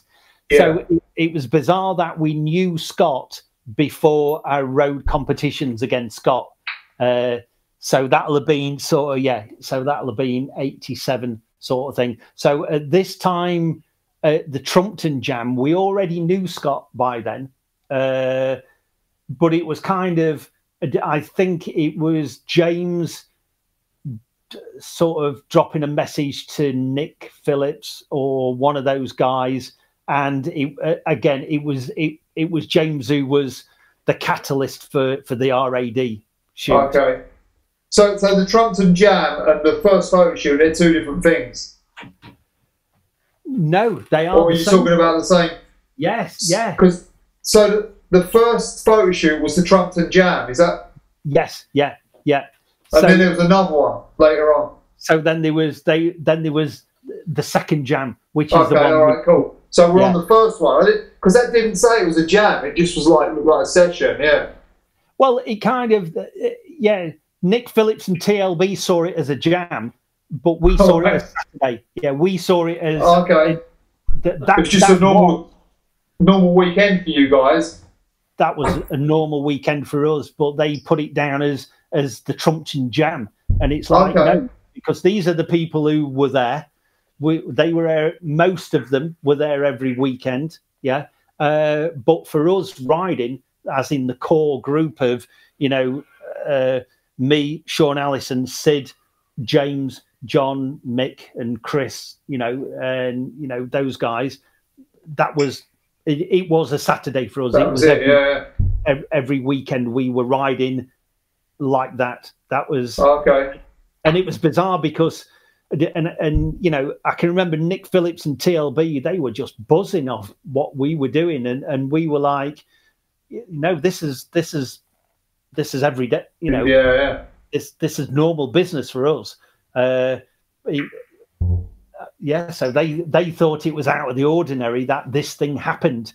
So we didn't do anything any different. There was a few extra people. There were some tourists there, and for us it was like, well, it's cool. If we're going to get some more people to come and ride, then fair enough. But we just did our thing. But did you know that was going to be a big feature in the mag, or you didn't? No one knew anything about it. We didn't. Obviously, there was a buzz, because TLB, as we So Tilb was coming, and Nick Phillips was coming, and we was, it was a big thing, but we didn't practice for it. If that, we didn't do anything any different to what we normally do. It was just, somebody's coming to take some photos of us, but I can remember. I can remember having a conversation with Sid, and I can remember Sid saying to me, he's like, if you ride tomorrow like you ride every other day, this could be the start of something. Okay. And it's like, do you think? And he's like, yeah. He's like, you really need to ride like you ride, and just do what we normally do. And it was like, right, okay, yeah. But that was your first pick? That was my first picture. So you've got two in one issue? Yes, so I've got the no foot can and the foot plant. The foot plan and the alley turned down over the canyon. Oh, John. Yeah, that's it. Sorry, it's on the next page. Yeah, so I've got three. You got three. You scored 3 photos in your first session. Yes, not bad. Yeah, I probably got banned from riding at Hudson's for that, but well, John got a full page and Mick got like half a page as well. So yeah, John got a cool photo of an invert. Yeah. I remember like seeing that photo back then and being like, wow, that dude is so upside down. Like thinking how rad it looked. He rarely saw him like that back then. Oh yeah, John was rad at inverts. I think that was the last time I saw him. I was like, where this dude's gone then? Like, got on a bike after that, it looked like. Yeah, he didn't really. John weren't into competitions. He was just into ride. He was just riding. We just rode. Rode in his backyard. Yeah, John was just happy, just riding with everybody, and and just doing that, not really doing the competition thing. And you guys were still going strong with the contest as well during this period. So we were doing all the contests then, the nationals and the regionals, and going to as many contests as we could get to. And this was, so this was just this photo shoot. The next contest after this photo shoot was Edinburgh National. Oh, okay. Yeah, so it was sort of back end of the year because Edinburgh was always later on in the year of the nationals. So we were riding the nationals and the regional sort of competitions, but people had only seen us ride quarter pipes, and we weren't quarter pipe riders. Yeah. Which is the bizarre thing, quarter pipes were foreign to us at competitions. We were that, kind of, for us, the hack and die mentality had already gone. Yeah. We were into pumping ramps and trying to flow and trying to be smooth. Yeah. And what was the inspiration for that? Like, where was you? Because I I mean, I didn't see you ride this early, but I saw you like ride the year after or whatever. And it always seemed like it was you could have like a flowy sort of loose style to everything. And you travelled a bit on the ramp. Like it was a little bit different to what most other people were doing, which I guess is from that early half pipe riding, right? But was you looking at like American guys who had something else going on as well, or was that just natural? Yeah, again, it was kind of, that thing of, Sid most definitely, and Shaun would always have the latest magazine, or Sid was the guy who'd bring the magazines, or Shaun would bring magazines, and we'd be checking out freestyling, I think, at that time. And again, it was kind of that thing with Dave Slade. When Dave popped over, we'd learn something new, and we'd get something new from watching Dave ride. But I don't know. I think it was, I suppose early on we got a half pipe that had got a canyon with a roll in. So, you're going to air the canyon, and the only way of getting any flow was to carve. So, and if you think about it, we were only seeing photos of people riding half pipes. We weren't seeing the actual footage. True. So we were just surmising what people were doing. That's very, very true. And then basically trying to think, trying to look at. But again, we were riding, competitions. People like Dave Young was, for me, a big inspiration. And letting you into a little secret here, I would, when I was riding, I would learn something that I'd seen somebody do, and I would try and replicate the feeling of what it felt like to be Dave Young doing the one. Or I would think, wow, So I can remember learning one-handed inverts after watching Dave Young, and I was kind of thinking, this is what it must feel like for Dave Young to do one-handed inverts, just pushing the bike down, and it's like. So when I saw a photo of somebody doing something, I was trying to visualize what it'd feel like, So I think kind of that side of it. But again, it was sort of, seeing pictures of Dominguez doing no-footed can-cans in, what's the one? He's doing it at the Pipeline. And he's got a blue and green striped shirt on. Civvies, most definitely. And it was a no-footed can-can, weren't it? So was it an airwalk? Or was it a no-footed can-can, John? I'm saying it's a no-footed can-can. What are you saying? Can you remember when there was things were called airwalks? I can. Early, like the first on that first photo, really. Yes. A few different captions. So am I right? Is that where the airwalk came from? I think you're right. I think one of the mags captioned it an airwalk. So. Again, and kind of going to contests and seeing, really, I think it was, for me, contests weren't about competing. Contests were an extension of riding with new people. It was, for me, the actual contest run was I really the smallest part. It was the smallest part of the day. I'll go and do this contest run, but it was all about the practice. It was all about watching people, seeing what people were doing, chatting to people, getting to know, because we were always messing around at contests. We were always the loudest, most, doing our thing, so to speak. So it was, the contest run was the least important thing for me, and always was. So you're just taking in the culture and like people's riding, like under the microscope almost, the riding, right? Just to watch, just to to see how people were doing it, and then basically take that back to Trumpton, take it back to Trumpton and have a go at it. which is kind of, I suppose, how we all progressed. And it was in that RAD, which it was Tilb said to me, okay, this alley-oop turn down, yeah. Tilb said to me, I've got to do a sequence. I've got to do a sequence of this alley-oop turn down because nobody had seen it. It hadn't existed before. And it was, it was not my invention, to be quite honest with you. It was a Scott Carroll invention. Yeah, but I was the first person to do it.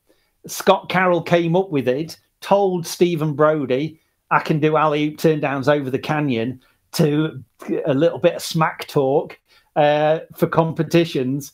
And, so Brodie came to, Saturday morning, came to the half pipe. I've been talking to Scott, and it's like, oh, yeah, what's Scott doing? And Scott was obviously trying to psych me out and for contests. And Stephen's like, Scott can do alley-oop turn downs over the canyon. I'm like, really? Okay, then. And so that was, by the end of the day, I was doing alley-oop turn downs over the canyon. And Scott wasn't. Scott had thought the trick. Yeah. Okay. Thought he was going to psych me out, but didn't think that I'd go and learn it. And it was like, right, well, but while I was learning them alley-oop, I also learned them drifting forwards. So I could, in that run in RAD, I was doing a carving turn down over the canyon, alley-oop turn down on the other side, and then an alley-oop turn down going back the other way. And it was sort of lots and lots of turn downs. But so Tilb said to me, right, we're going to do a sequence. I've got to sequence this. So I'm like, okay, Tilb, right, what do you want me to do? And he's like, and I'm like, just because it was the first shoot and he could have told us to do anything and we would have, and Tilb's like, well, I'm going to sit in the canyon and I'm going to catch this, as you come up and, because he wanted to show it was an alley-oop and that's right. Yeah. He wanted to show the movement of what it is. And I'm like, right, well, do you just want me to stall this turn down as long as you can? And he's like, well, yeah, okay then. And it's like, badoom. And it's like, right, get into this turn down, stall it for Tilb, and wait for the, the auto, the motor wind, and then sort of, get out of this turn down. But I must have done 20 or so, or that day it was just like, right, let's do another one. But it was, it was kind of what we did. I suppose we stepped it up a little bit because Tilb and Nick were there and, the cameras were there. But the vibe, was everything that we did in that photo shoot was what we did anyway. Yeah. But probably we added a little bit. Yeah, turned it up a touch, Yeah, we stuck 10% on top of it. And the no-footed can-can, again, it was just, I mean, that no-footed can-can is from a no-footer into a no-footer. Oh, okay. Which you can't see in the photo. Yeah. So, I was chuffed to bits to get that in. And the only reason I did no-footers to no-footed can-cans and then sometimes into a no-footer is because I couldn't just do no-footed can-cans. I had to do a no-footer to get... Yeah, I know other people who used to do that, get it going to sort of get free, Exactly, to get into that position, and then kind of, and go from there. So it was good, and I think Tilb really got the essence of what we were doing, because when we weren't riding the half pipe, we were riding street. Yeah. Was that the skate park, the foot plant? So the foot plant's at the skate park. Yeah. Okay. I thought it was. Yeah. And then that sort of that mag put you out there, didn't it? Like people knew you was after that. Like. Yes. As I think, I'm trying to think who was saying this. It was Martin Bernstein, a skater, who was a BMXer when we first met him and then turned into a skater. He went, yeah, you went from hero to zero in one magazine. And it's like, what? Yeah, okay, right, thank you. But probably not, because I couldn't ride contests. I couldn't ride quarter pipes like I could ride a half pipe. So, you know, so the BFA competitions weren't a very good representation of how I rode a bike, or of how any of us, you know, how Mick rode. And, you know, I kind of rode with Mick a lot. And it was, you know, it was kind of the Shaun Allison influence of, you know, of when we first started riding. And, you know, through all this story, you know, we've still got Shaun and Sid, and we've still got, you know, all those guys are still part of it. It's just, we're just, I suppose, adding more people to the Trumpton Riot Squad. There was more people coming from different areas to come and, you know, and I suppose just come and jam with us. So it wasn't a jam, but we was jamming in a, I suppose. It's like unofficial jam. Yeah, and you know, we were very civilized at how we did it. You know, we was, you know, we would announce our runs, you know, and, you know, we would announce 2 or 3, you know, somebody'd be riding and we'd go, you know, somebody say, right, you know, let's say if Mick was in the ramp, it'd be right after Mick, and, you know, and then, you know, you know, I'd drop in and then they go, right, I'm riding after Elle, and someone would shout that they were riding next. And, it was just a constant, you know, and then, you know, could be Stu Allison or Wellesley, one of the skaters, or Jed had just drop in. Then, you know, the skaters would ride, and then we'd ride, right, you know, I'm riding, you know, and then we'd announce our run. So we had this. Oh, so it was like, it was kind of like, you can see how they might have thought it was a jam, Yes, because we had more organised, we had that kind of format, and I think it's because we could ride, so we could get as many runs in as possible, and off the back of that, we were encouraging each other. So we were, you know, we were all rooting for whoever's run it was. We were all supporting them. It was, it's just bizarre that there's no video from those jams, because it was a constant, you know, and everybody was bigging everybody up and trying to push everybody, you know, to be, you know, to ride the best that they could be. But it wasn't. So yes, I can see why Nick and Tilb thought it was a jam. From what you've described, I could imagine that. I could see that. Seems to make sense. Yeah, but that's how we rode. That's how we rode every time, and that'd be Friday, Saturday. You know, as much as possible. Yeah. Oh, so you're still going to BFA contests even though you're not into quarter pipes? So yeah, most definitely. Because I suppose, you know, back then we were all, what was it? We all wanted to get sponsored. You know, it was like, we want to be sponsored. We want. That's the place you're gonna. That's the place you're gonna get seen. So. That was the thing. So it's like, okay, well, if we want to do that and we want to get, you know, we want to get sponsored and we want to ride with other people, then we've got to go to, you know, we've got to go to contests. So that was, you know, that was my motivation for going to contests, and and bringing something new back. You know, every time we'd bring something new back, and then we'd ride, we'd have, you know, we'd practice, but we weren't like, you know, it wasn't a regimented, you know, practice. It was, we just rode a lot. Yeah. Well, so is this like around the time that you gave a famous London rider a famous name? Most definitely, John. Yes. So again, another. I'm going to tell you the whole story. Go on then. For this one.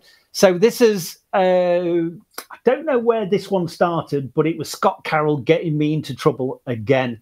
Yeah. So it was a BFA contest. So I was riding 15 plus with Scott Carroll. So there was, not just Scott. There was Noel Cowan. Yeah. So there was me, Noel. There was Scott. There was trying to think. Sorry if I forgot anybody, but they were kind of the guys who we were riding with. So I used to, because I knew Scott, because Scott used to come down and ride the half pipe with us. I was riding the contest with Scott. I used to hang out with Scott, and me and Scott had a lot of fun together. We were just 15-year-old kids who flew bikes. You know what I mean? So we had a lot of fun together. So we were noisy, loud kids. You know what I mean? It would just just high on adrenaline, really, at competitions. So so at this contest, and I think it was somewhere like Derby. I can kind of think it being a Derby national or something like that. So long story short, Scott had got this new thing that he was doing where he was, when people were riding past, he was hissing as though you'd hooked up and you've got a flat, you got a snake bite pinch and your tire was going down. So Scott was doing this to me all the time. So we were doing practice at this contest, at this BFA contest. Every time I rode past, Scott would be hissing at me, and I'd be like, "Oh shit, I've got a flat." But it would just be Scott messing around. So I'd be like, "Come on, Scott," and we'd be messing around. So I must have done it to Scott. And we were just doing our thing, and then Scott did it to Andy Brown. Okay. So Scott, now we've got to put this in perspective. So you've got two 15-year-old kids who are messing around. And you've got Andy, who at the time he will have been 18, probably. 18 or 19, I would thought, So, Andy was an adult. And, so you've got some kids messing around, and this adult is didn't want any of it, So basically, Scott did the flat tire hissing thing to Andy Brown, and Andy looked at his tire. Scott thought that was funny. So the next time Andy came past, Scott did it again to him, and I'm like, no, don't do it, sort of thing. And so Andy went and did an air, and then came back, and then he's like, you're hissing at me, man. Stop hissing at me. You see, now Andy must have thought we were hissing at him as it being something negative, but it was actually Scott making him think that he got a flat tire. So Andy didn't take to this too well. And I've got to admit, if the tables were turned and I was the 18-year-old and some 15-year-olds did it to me, I might have not been the happiest chappy. So Andy kind of just gave me what for, and I think it was just because I was the first of the two for him to get to. And Scott was pissing himself, like, Scott he was like, I've got you into trouble, and I'm like, pack it in now, So anyway, me and Scott went off and did our thing, you know what I mean? And at the time, I weren't anybody. So, Andy was just getting hissed at by some 15-year-old kids. And I can see why he wouldn't be too happy about it. So come the next contest, must have been the next contest was Edinburgh. And the magazine had just come out at Edinburgh. So the Trumpton article had just come out in that magazine, and Andy's also in the same magazine doing the Meanwhile thing. So I'm riding Blue GT, so same setup as on those photos. Blue GT, open face crash helmet, the whole thing. And Andy I must have been there minutes. And I mean minutes. And I've got this angry Brown. Andy Brown just came straight over to me. And he was like, "You hiss at me again, man. I'm going to knock your head from here to London." And I'm just like, yeah, fair enough. You know what I mean? Don't hiss at me, man. Don't hiss at me. And I'm like, I weren't actually hissing at you.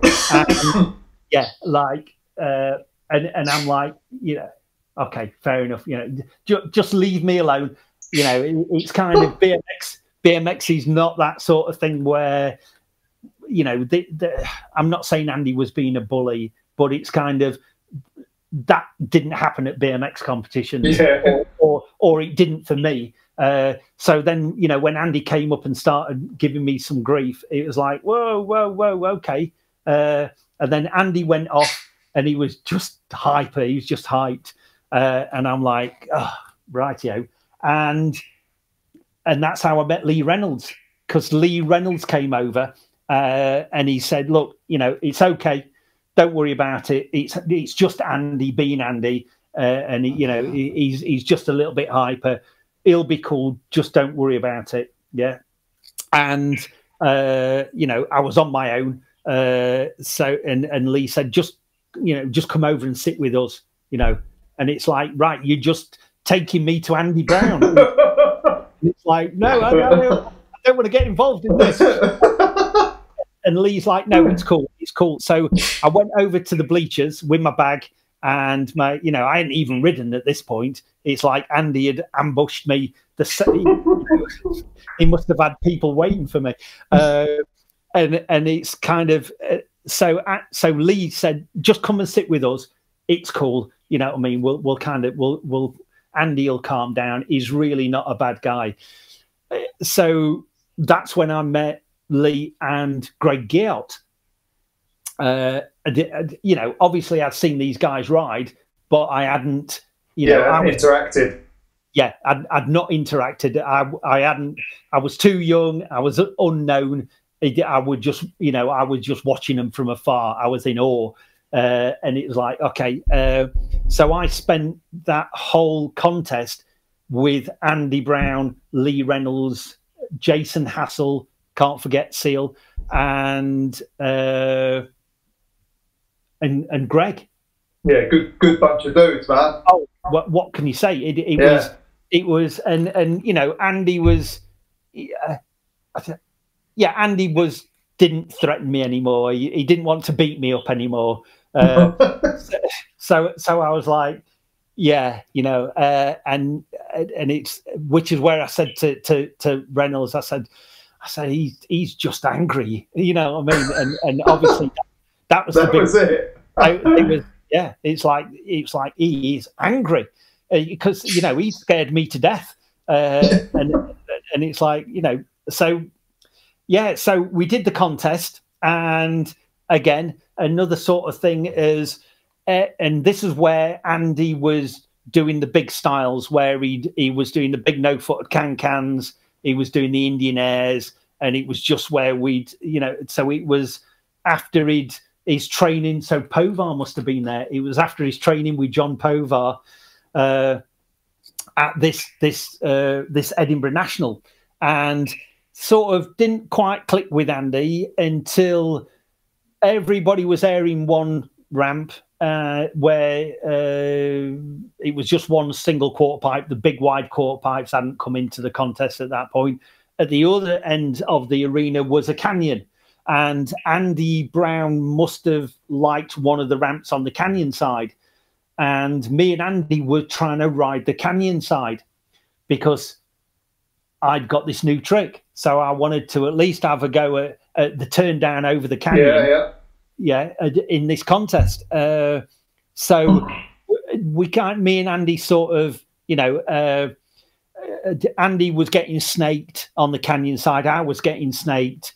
So I just saw an opportunity and I went for it, and I did this alley-oop turn down over the canyon, landed it, bit of a it was a what's just happened sort of thing. Yeah. Oh yeah. And Andy was like, that was rad, and that was it. It was, that broke the ice. He just, that was, I think that's what he just went, that was rad, man, and it was cool. You know what I mean? It amazing. So it was just, I suppose, you know, yeah, it was just that thing where it all changed for me at that competition. And again, another train thing. So I rode with, I think it was, I'm just trying to think who picked me up from the train station. It was Roy Winfield, bless him. Roy picked me up from the train station, drove me to the contest, and on the way home, I think Roy said, do you need us to drop you back at the train station? It's like, I've got some new friends. You know what I mean? He was like, no, I'm going to go back with the London guys because we were booked on the same train home from the contest. So from the contest, I'm on the train with Reynolds, Andy, must have been Povar, Greg. Greg, all the London guys. And that kind of started that thing. And we just hit it off. And Lee was the guy who he was the guy who sort of, reached out, so to speak. Took you in, yeah. Yeah. So you thought you was going to get blackballed from the whole scene, and you actually worked in reverse, yeah.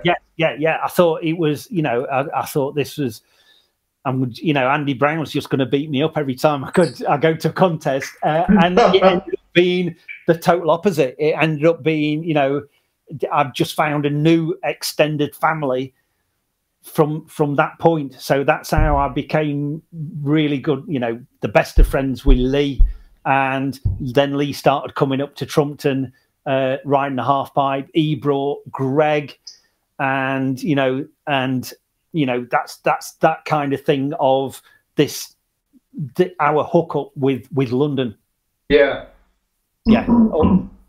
All from that one contest. So so actually Scott Carroll, rest in peace, Scott. But he did me a good turn there. Without realising, trying to get you in the shit, yeah. That's what you do when you're 15. Like, what do you expect, Yes, you do. Yeah. You get into some grief. So from there was it all kind of. So opened up from there, didn't it? Yeah. Then it's like after that, I'm guessing it's like half pipe jams were happening after that, right? Well, the next thing from there was getting sponsored by GT. I think is it is the big thing. So I was unsponsored, right up until, and I was kind of doing really well in the contest, and I was riding that blue GT, and again it was Dave Slade who came to the ramp. We had a session with Slade, and he said to me, I'm going to have a word with Jeff Barraclough from GT, and I'm going to see if we can get you sponsored. And it's one of those things where you think, that'd be awesome, but that's not going to happen. Nobody's going to go to any lengths to progress somebody else. You know what I mean? It is kind of So, but true to his word, Dave Slade did have a word with Jeff Barraclough from GT, and Jeff phoned me up and said, Dave Slade showed us some photos of you riding, showed us some of your contest results. Do you want to come and have a meeting with me? And let's have a chat about riding for GT. Oh, amazing! So Dave was riding for Dino, and that was through Jeff Barraclough, I take it. Okay. Yeah. So Dave's riding. Yeah, exactly. Dave's riding for Dino, and put my name forward, and said to Jeff, you really need to have a look at this guy, and this is probably the time where it'd be a good time, for me to get on board and for them to get on board. Yeah. I was riding GT anyway. So it was like, it's not like it was, I was going to Skyway, was it? Yeah. So absolutely gobsmacked, you know what I mean? And it's kind of, you know, when people go that extra bit to help you out, you know, and I'm always grateful for Dave for that. Yeah. And so I had a meeting with Jeff Barraclough, got on the train that goes to Sheffield, but went in the opposite direction this time. Right. So the same train, John. Yeah. Maybe I should have brought the train to this conversation. So got on the train, went up to Cleethorpes, met with Jeff Barraclough, and he was the coolest. He was like, you know, he got the magazine of the Trumpton Jam, and he looked to see what I was doing. And he was like, "Do you want to ride for GT?" And I'm like, "Yeah, you know, I want to ride for GT." So he's like, "Right, cool. You know, we'll sort it out. You know, we need you." I can't even remember. I must have signed some documentation or something like that. But yeah. It wasn't, you know, Jeff was so cool. It was just like, just do what you're doing was Jeff's attitude. Do what you're doing, but let's put you in a uniform. Let's put you on a new bike, and you know, let's see where we go from there. He said, you know, because Dave's told me, you know, good stuff about you, and it's like, wow, this is awesome.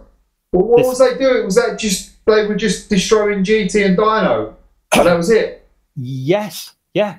As far as I know, I didn't really get into too much of you know of what they were doing, but Jeff was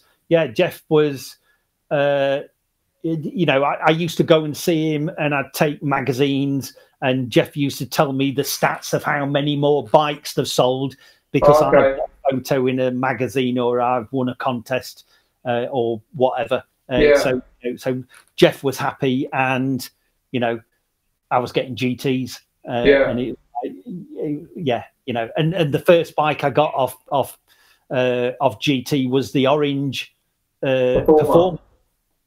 Yeah, that was nice, that one. Yeah. Oh man, yeah, the orange Performer, and it was the apparently, which I didn't know, and I only found this out later. It was the American-made GT. It got the steeper head angle. It was a special team colour, which I didn't know. Okay. Yeah, and it's like, okay. Josh White, he had the orange, didn't he, in one of the photo shoots? Yeah. Yes, yeah.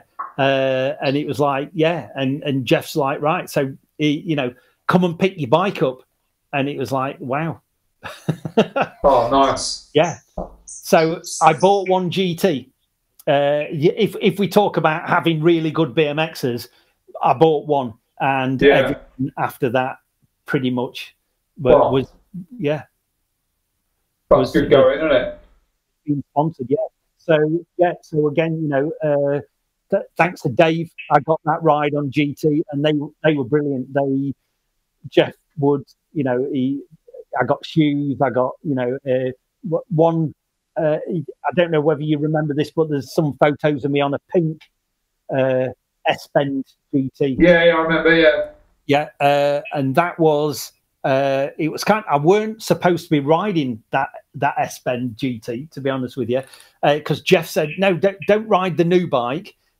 We still want you to ride the Performer, because they must have still had Performers to sell when this kind of S-Bend one comes out. So the story behind the pink GT was I'd done a Champion of Champions, broke my Moto 4 crash helmet, and hadn't got any money to buy another crash helmet. So I said to Jeff, you know, is there any chance GT would get me a new crash helmet, because I broke my Moto 4?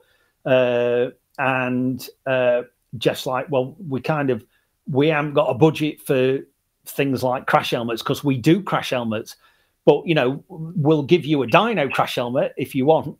And I'm like, no, I don't really want to do that. So the next day I'm riding in Dave Slade's Moto 3, a white Moto 3. Okay, off Dave Slade. And Jeff's like, right, okay, well, I'll tell you what we'll do. I'll give you a GT frame of forks, yeah? Just sell it, and go and buy a new crash helmet. And I'm like, okay, right. Thanks very much, Jeff. And he's like, right, yeah, just come over then, and you can have this frame and forks, and yeah, just sell it to somebody. Go and get a new crash helmet. And I'm like, oh, well, that's really nice of you. Thanks very much indeed.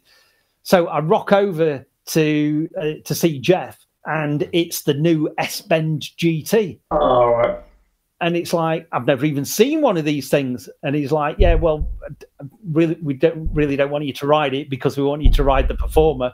But yeah, so just go and sell it. Well, obviously I didn't, did I? It's like, I've got to ride this new bike. Yeah.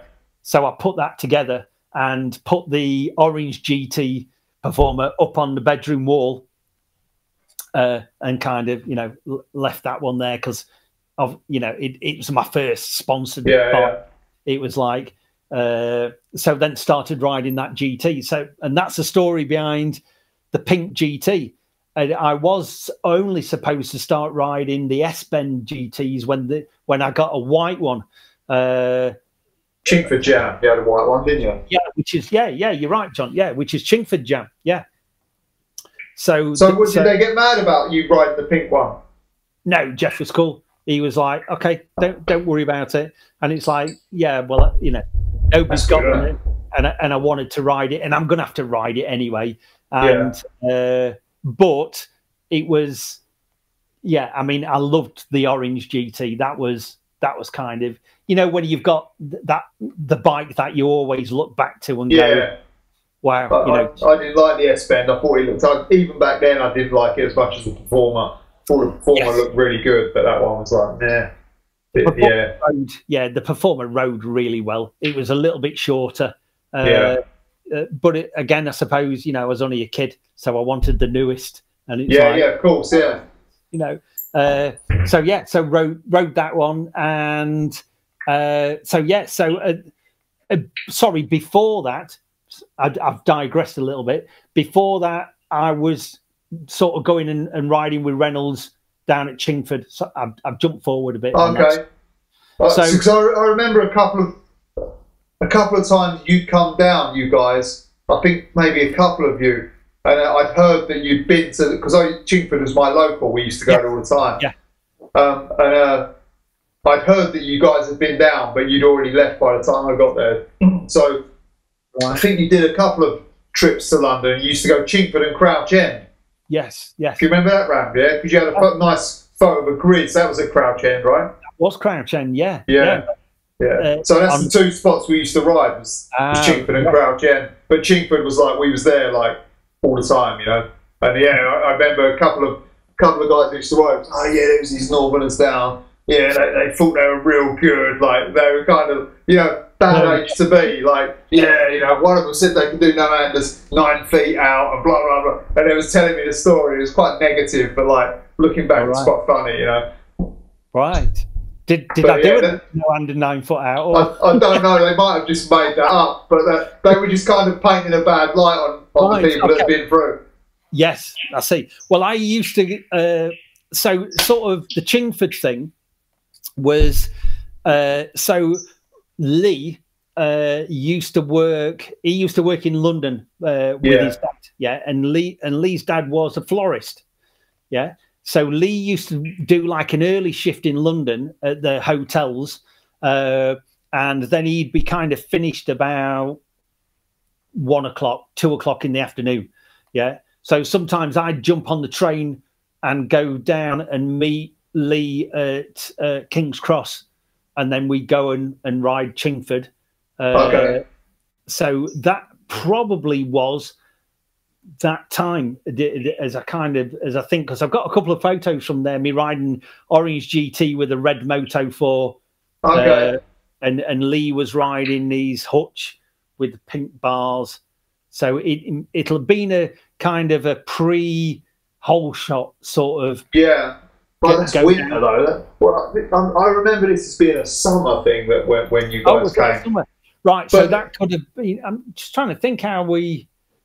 I know I first went to Chingford with Lee, but then probably me and Sid would have gone down. But it was, I can't think of many times where I probably didn't where I would have ridden Chingford without Lee or Andy or one of those guys.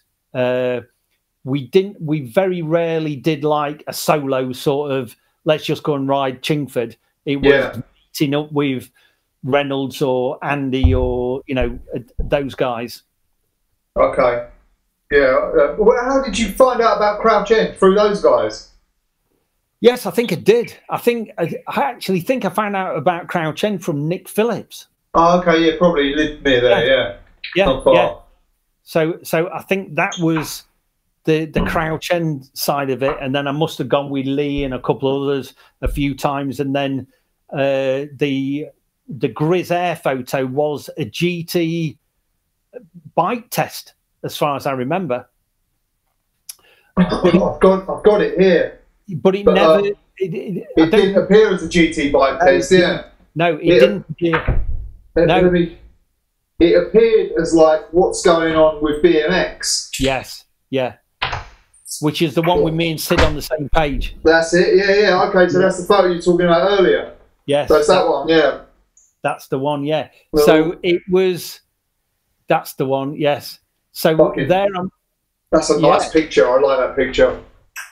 And you're swinging the cranks. Swinging the cranks. Yes.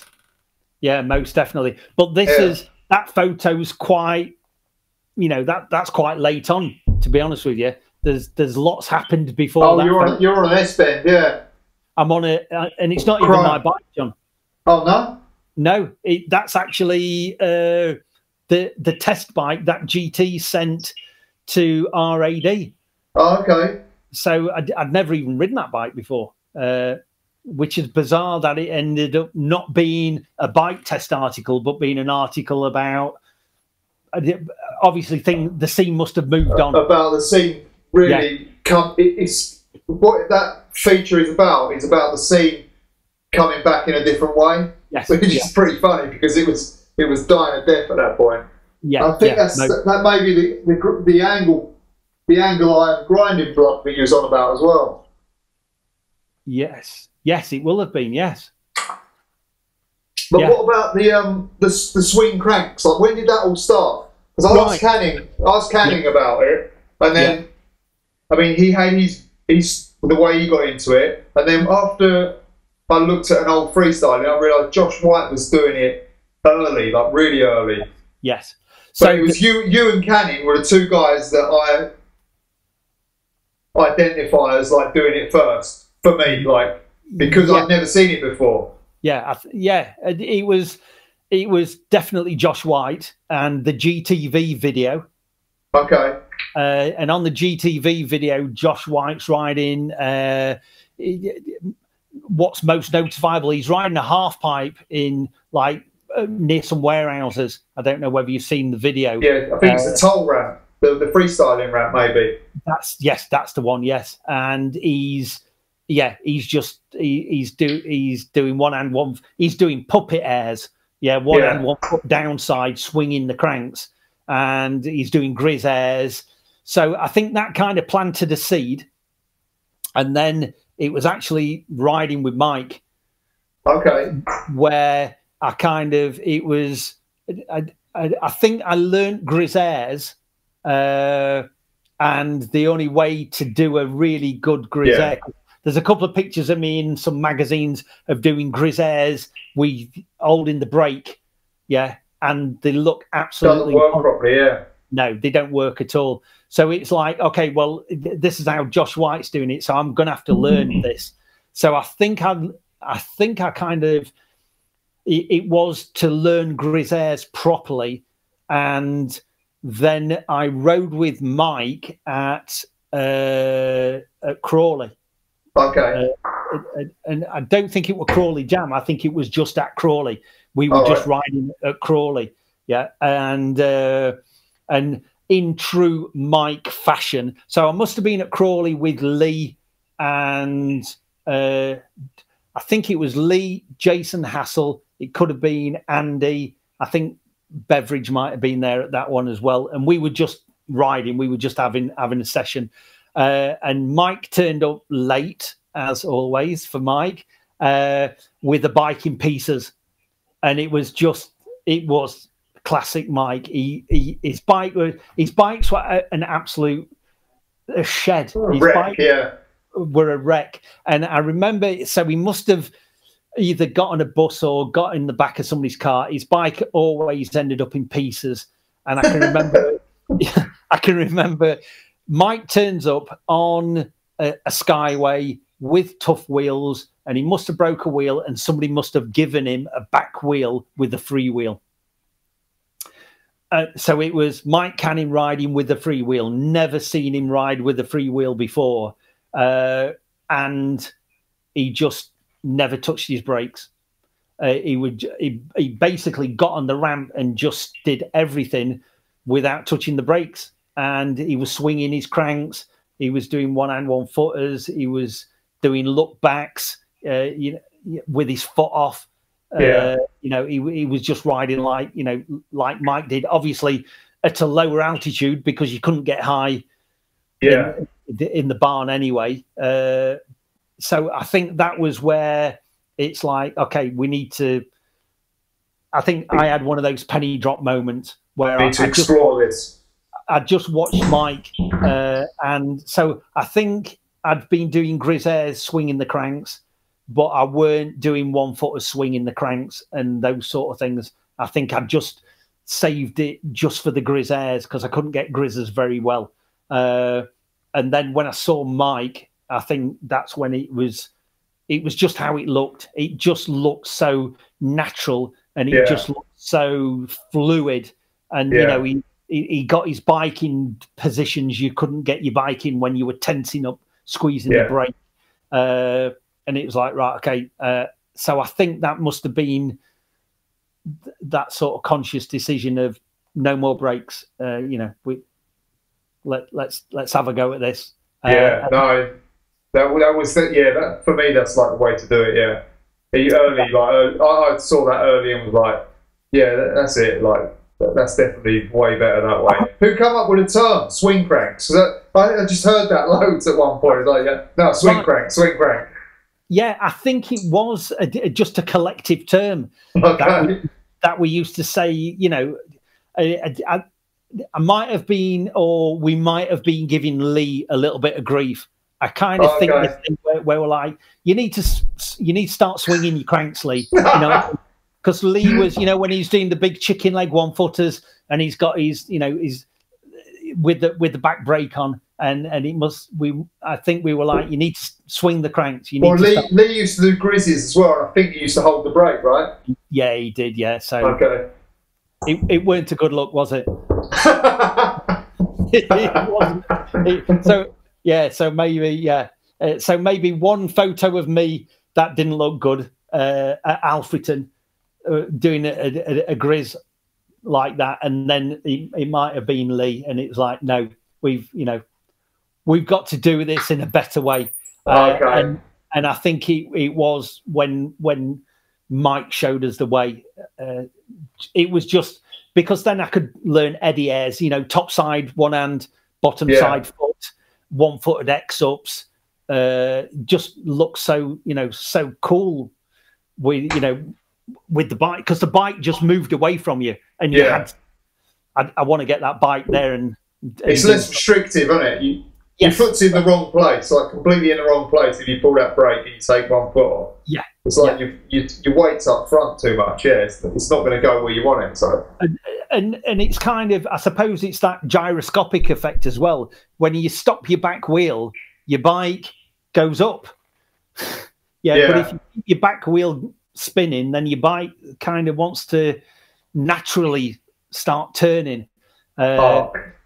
It kind of wants to get into that arc motion. So I think once I got into those, it was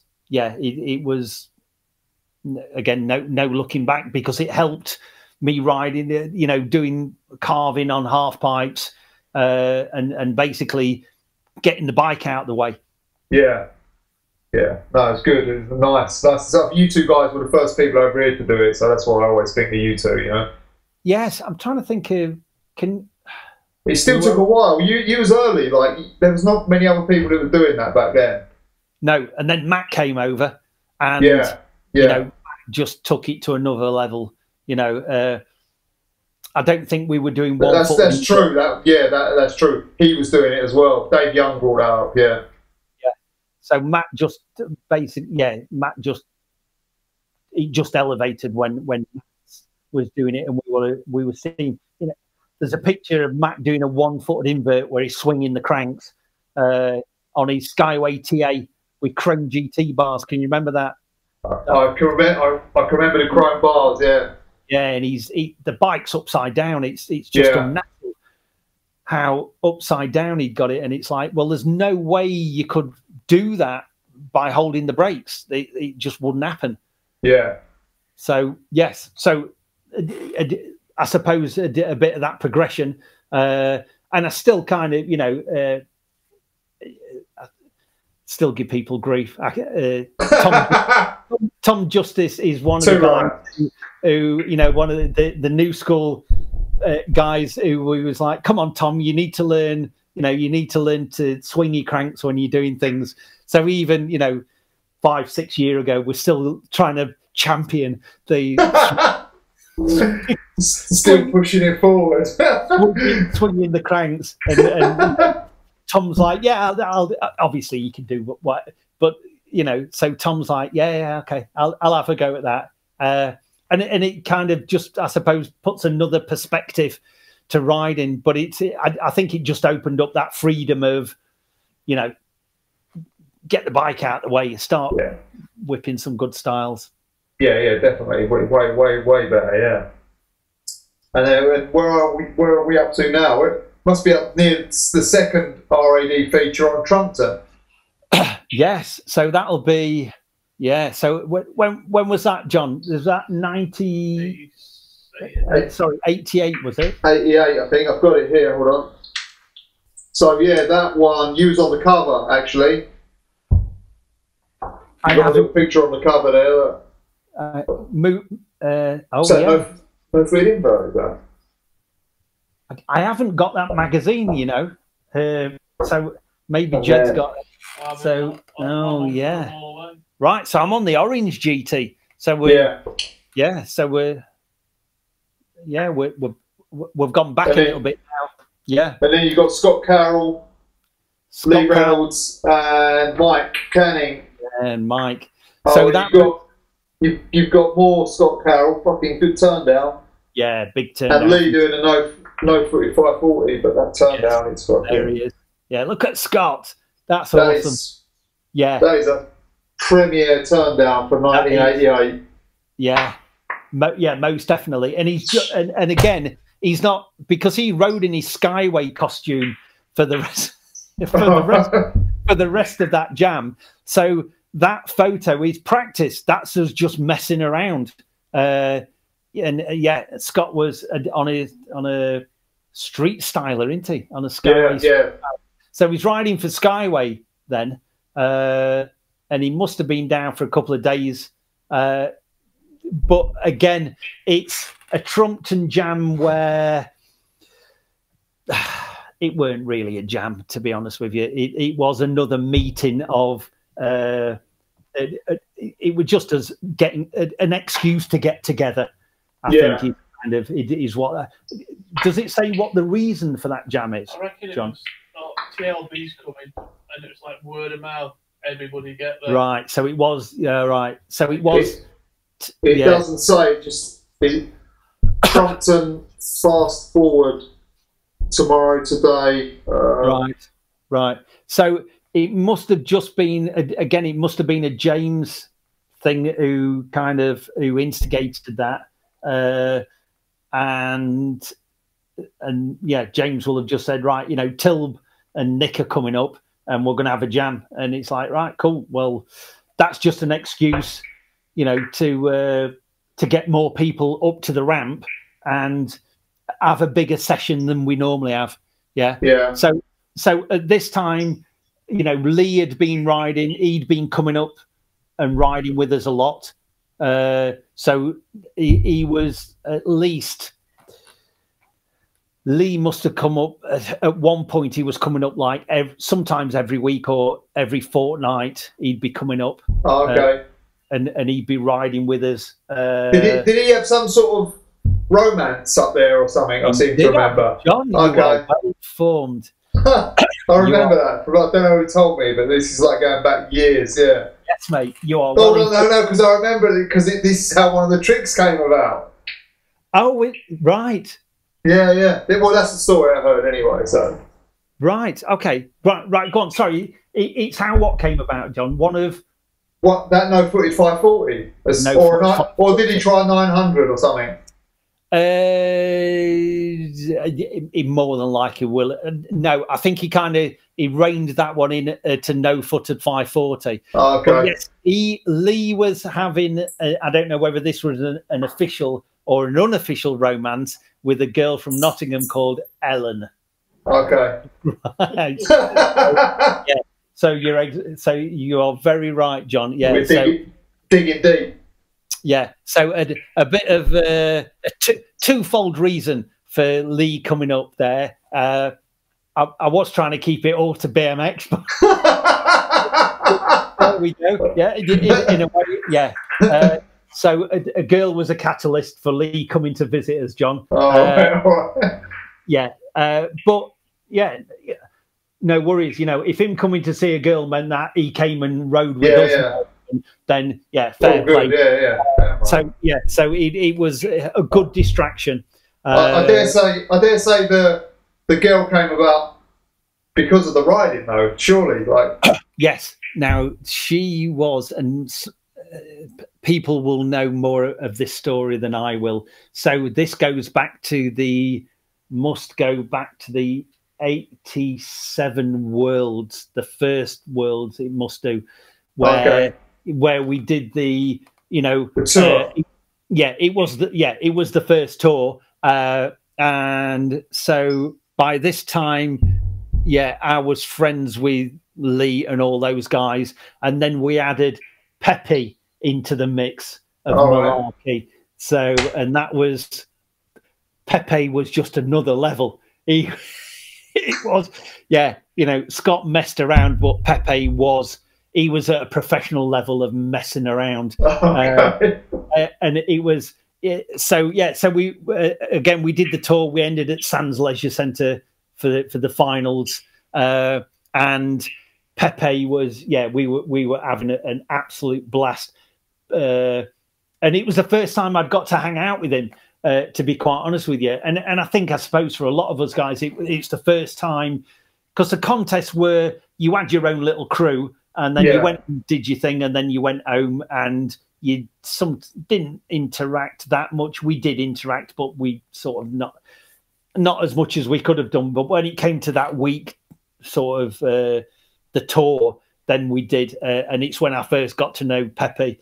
And he was a good guy, but there was two girls on the tour, and obviously because there was only two girls and there was a bunch of adolescent BMXers, then these two girls got all the attention. For those who wanted to spend time giving their attention to these girls, but the rest of us were just BMXing. But lots of background malarkey, fire extinguishers being set off, and lots of madness went off in the dorm rooms and the hotel rooms that we had at that contest. So that's where the Helen attraction came from, to where I named a trick after a conversation with Andy Brown about one of these girls, and Andy was, they're never going to look at me, blah blah blah, sort of that kind of thing. And it was quite funny, the term that he used, which I'm not going to repeat. But he's like, they'll not look at me because I'm just goofy, whatever. And it was just like, it was just a typical Andy thing, you know what I mean? And it was, so I named a trick after him, which was a no-footed one-hander, no-footed crossbar grab one-hander, which I was just learning at the time. Yeah. So I named this trick after this conversation with Andy Brown, which I can't get into. Can't divulge. I can't divulge, but it reminds me every time I think of it, of this. Yeah, and it reminds me of this conversation with Andy Brown. And it's like, it's cool, man, it's cool. So yes, so then after those that Worlds where we were doing the tour around, then Lee started coming up to Notts more often to ride with us and go and see Ellen, which is why it's the same timeline. So I did the Worlds on the GT, which is the reason I got the orange GT and the the GT gear, was to ride at the Worlds. And I'm still riding. So it must have not been much after the Worlds, to be quite honest with you, or around that sort of time. So Lee kind of became a bit of a regular, but also Greg was coming up as well, and So I was going down to London, so we were sort of getting this kind of bond where the guys from London were coming up to ride with us. And then we were, me and Sid, really mainly me and Sid, again, at the same train station. We'd meet at the train station. Sid would get off one train. We'd get a half return to London for the weekend and then go and ride with whoever, meet Andy Brown or meet Lee Reynolds or meet Mike and go off. You know what I mean? Because at the time I was only 15. Yeah. So, and Sid was 16. Sid will have been 18. So it's kind of, if you think about it, if I hadn't got Sid as like my big brother figure to go down to London with, my parents wouldn't have gone. Yeah, you just nip down to London for a weekend. And, go on your own. We'll see you on the other side of it. So having Sid as as Sid was always around, I got to do lots more, and I got to go a lot more places because I was going with Sid, with him being, the older brother type. Nice. So, how did those guys get into like such progressive sort of street riding? Like Shaun was like, I remember the same sort of thing. You bear in mind, I'm in London. I was probably 16 at the time, and the older guys here are all saying there's this dude. He's called Shaun Allison, and he can ride street like you have never seen riding street. And these guys were all like pros basically. And I was like, I couldn't figure out like what can he be doing, this guy? And then he came down for, I don't know if you were there, the South Bank Jam. No, I didn't. The South Bank Jam was a secret. Okay. Yeah, was that the South Bank Jam where Windy came over? No. That was the freestyling. That was the event. So Sid and Dave Slade came to Chingford that day, but you wasn't there either. But the South Bank Jam was an actual South Bank Jam, and okay. And Shaun came, and he was fucking unreal. And I was like, holy shit! Like I'd never seen any of this stuff before. Was that after the? Yeah, that was maybe the year after. Okay. I think it was 88. Freestyling Day was 87. So I've heard this. Someone else said it was a secret. Yeah, I can't think who it was. It was a secret. I'll tell you a story about it, because obviously me and Sid rode every weekend, and it was the ritual of, we didn't need to phone, we didn't need to. Yeah. It was in the ether, and it was kind of that thing of, Sid out of the blue said, "I'm not coming down. I'm not riding next weekend," and it's like, what? And he's like, I've got to go and visit my granddad. And it was like, what? It's like half pipe bikes, doing what we do. And he's like, no, I've got to go and visit my granddad. And it's like, oh, okay. Yeah, well, fair enough. I'll see you the weekend after. And it was a bizarre weekend. The weekend didn't feel right. Because, one of the teeth of the cog wasn't there. You know what I mean? And it was the freestyling shoot, And yes, he was sworn to secrecy. And I think it was Dave Slade, who got Sid involved. And I think it was Dave who's like, yeah, you just need to come down. And it was like, oh, wow. Because there's that picture in the Emulsion book with them two in it, and that's coming from that, isn't it? There is, yeah. There's a picture in Emulsion of Dave. Yeah, that's it. Yeah. So that was a bit of a bizarre weekend for Sid not to be there, which is why I remember even the excuse that Sid gave to not be riding with us that weekend, and it's like, okay, fair enough then. I can't think of who else. Somebody else said that was secret as well. But I can't think of who it was. Because again, it's not that I needed to be there, but it was like, I wonder why Lee didn't mention it to me, and Sid didn't mention it to me, and Slade didn't. And it's like, okay, but I suppose on the other side of it, it just had to be. It wasn't like a Retford jam, where anybody turned up to a Retford jam. It was, let's keep it to these people because we're only here for a certain amount of time, and we want. Yeah, I suppose. Yeah, if you got too many people to take photos of, you're not going to. Yeah. Exactly. Yeah, and let's leave it at that, John. Interesting. Yeah. Well, they turned up at Chingford, so we was there anyway. We didn't know nothing about it. We just happened to be there. Yeah. Oh right. Yeah. So you was there. You was at. Yeah. Man. But that was just like you. We were just there because it was the weekend. So because you saw Canning doing the big. Oh man. Yeah, we saw all that stuff. Yeah. I mean, that cool, photo of Canning doing the Indian air on the quarter pipe. Yeah. Yeah. That's the photo right there. That's a keeper. Yeah. Yeah. 100%. So yes. Right. So back to Shaun and the street.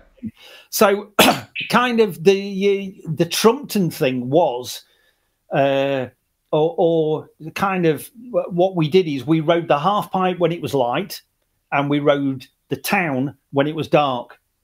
Yeah. So we were riding street because we couldn't ride the ramp.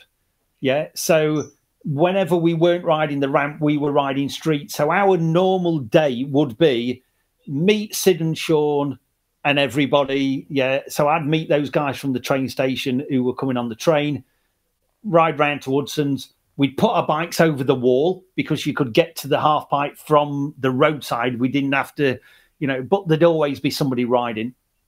So we'd put our bikes over the wall, start riding, and then we'd probably get to the end of the day, it start getting dark. So then we'd all go into town and just ride street, ride some flatland, ride some street, and just basically just carry the session on. People would go and stay at other people's houses, you know what I mean? And then we just, whoever stayed over, we'd be doing that session again on Sunday. Yeah. So we'd all meet back up again on Sunday, and then it'd be like, we'd probably ride to 7, 8 o'clock Sunday night, and then school broke up the week. Yeah. Yeah. So the street riding, we were all street riding. We were all doing it. It was just, Shaun was just, he focused on it. He could, Shaun could bunny up anything. He could, he could bunny. Yeah, I've seen him do blunts on the back of park benches. You know what I mean? So he could bunny up onto the back of a park bench and ride out of it. He just got the strength, and he'd got, because he'd been riding longer than us, he just got the skills to do it. And he rode, Shaun rode a lot.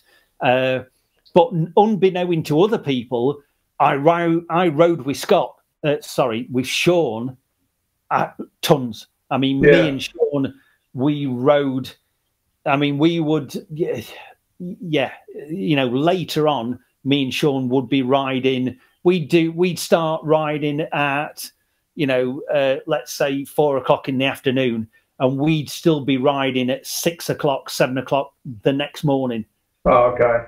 Yeah. We'd ride to where there were lights, or you know what I mean, or we'd get to somewhere where we could session and we would session something. But yeah, Shaun was just, it's just he just riding street just came to him. Like, it was unreal power, like consistency, yes. Like everything was pulled. But like bar spin, I remember he did bar spin blunts or bar spin sprocket rock and roll things. Like, and I've never seen any of that stuff like at all. It was fucking unreal, man. Like he's kind of like forgotten about in the grand scheme of things. And even then, like I'd only seen him ride once. Yeah. So you think like he was just tucked away up there, and no one really saw it. No, but we all saw it. That's what I mean. We Shaun was and has always been a legend. He is, you know, to us, and I'm not exaggerating that. He's just a phenomenon. You know, when we were riding in the early days, Shaun was doing everything bigger than everybody else. When we was, you know, Shaun can ride vert. You know, you were saying, Shaun can ride vert. He can do, you know, he were doing 540s before any of us were even attempting them. You know, and you know, Shaun most definitely. But then riding vert for Shaun became it weren't his focus. But hanging out with us and riding with us. So he used to come and ride vert with us so we could get better. And then we used to go and ride street with Shaun, so Shaun would get better. You know what I mean? I suppose we were kind of, you know, doing all angles of it, but you know, I mean, I rode street a lot, and why wouldn't I when I've got Shaun Allison to ride with? I'm just shocked that not many people know that, like, quite how far advanced he was. Oh, I know. Or even his name, like, is quite like people have been riding forever. They're like, who? And, when I was out doing the circus shows, he was sending me photos. He sent me a photo of him doing a fakey wall ride, on, you know, the metal box section around a car park entrance. Which is probably what, 50 mil. The height restrictor. Height restriction, So I'm in Germany and I get this photo from Shaun, and it's just him doing a fakey from the back of the post. Him doing a fakey wall ride perfectly on this post from the floor. You know, and it's like, what the unbelievable. But he, you know, like I say, he rode a lot, and we used to session street. We'd session. The joke is we'd session a curb, you know, for 4 hours, see how many tricks we could do in 4 hours. But then later on, when I was driving, so basically me and Shaun used to jump in my van and we used to go and ride banks. You know, we'd drive to Rotherham, or we'd go wherever, you know what I mean, and go and find street places to ride. And you know, then Shaun would come and ride the vert ramp with us. Versatile. Most definitely. But an awesome rider and an awesome person to ride with. You know, I've got to say he's got to be my favourite person to ride with. Because we just have, you know, he would take the piss out of me constantly. But it was just funny. It was just the way that we used to interact was just, you know, I mean, we just used to bounce off each other. And you know, we were always having a laugh. It was always a good time when you're riding with Shaun. Constant banter. Constant, It was like being at a comedy show and having somebody heckling you. He would be heckling me riding vert, and it would just be, you know, sometimes I'd have to stop because I just couldn't ride because I was just pissing myself laughing at some of the stuff, you know, that Shaun used to say. And we used to do this banter backwards and forwards. So again, just just fun times. Yeah, riding with Shaun. But a definite inspiration, and I tried to take some of that stuff that I learnt riding the street with those guys, like with Sid and Shaun. I tried to take that back to riding vert ramps. Well, what was that then? What sort of stuff did you? Yeah, so it was kind of sprocket. Were you a sprocket grind guy, weren't you? Yeah. So like sprocket grinds and you know, the feeble grinds. Okay. And then kind of way back in the day, I used to do. You might have seen a photo of me at Chingford doing a drop in on my front peg. On the fork leg, yeah. I've got a picture of you doing that, yeah, on the fork leg. So that was the story about that one. Was I was riding to meet Sid, and his train was late, so I just milled around. I was just riding around, found a park bench, and I was just messing around on this park bench. And the GTs at the time had got like a wedge at the bottom of the forks. So I was kind of like sticking that on the side of the bench, and just probably it was something that I'd seen Shaun or Sid already do. You know what I mean? They might have been doing it on a peg or sliding or doing something. Yeah. So I was like, right, I'll stick the bottom of my forks on there, and thought, all right, I'll just try and just drop in on it. And it was like, right, okay, well, that worked. So the next day I just did it on the vert. And Sid's like, you know, I said to Sid, that thing that I was doing near the train station, you know, shall I have a go? And he's like, well, you know, what's the worst that's going to happen? It's like, well, I'll fall off. Well, off you go. Yeah. So we was like, right, off we go then. So I did it, and touch wood, didn't fall off. And yeah, and it was like, okay, right. Now, is that the start of toothpicks? Yeah. I don't know. Yeah. Well, what year was that? 88. So that'll have been 88. Yeah, you're right. Yeah, you're right. 88, definitely. Yeah, I would say, yeah. Yeah. So that was kind of, but again, because Sid was a skater, I think Sid was taking some, you know, some skateboard things that he could do on a skateboard and bringing that over transferring them over, yeah.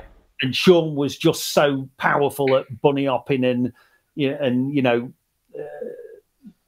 a boobakas and all that sort of thing. He was bringing, you know, the power side to it. Yeah.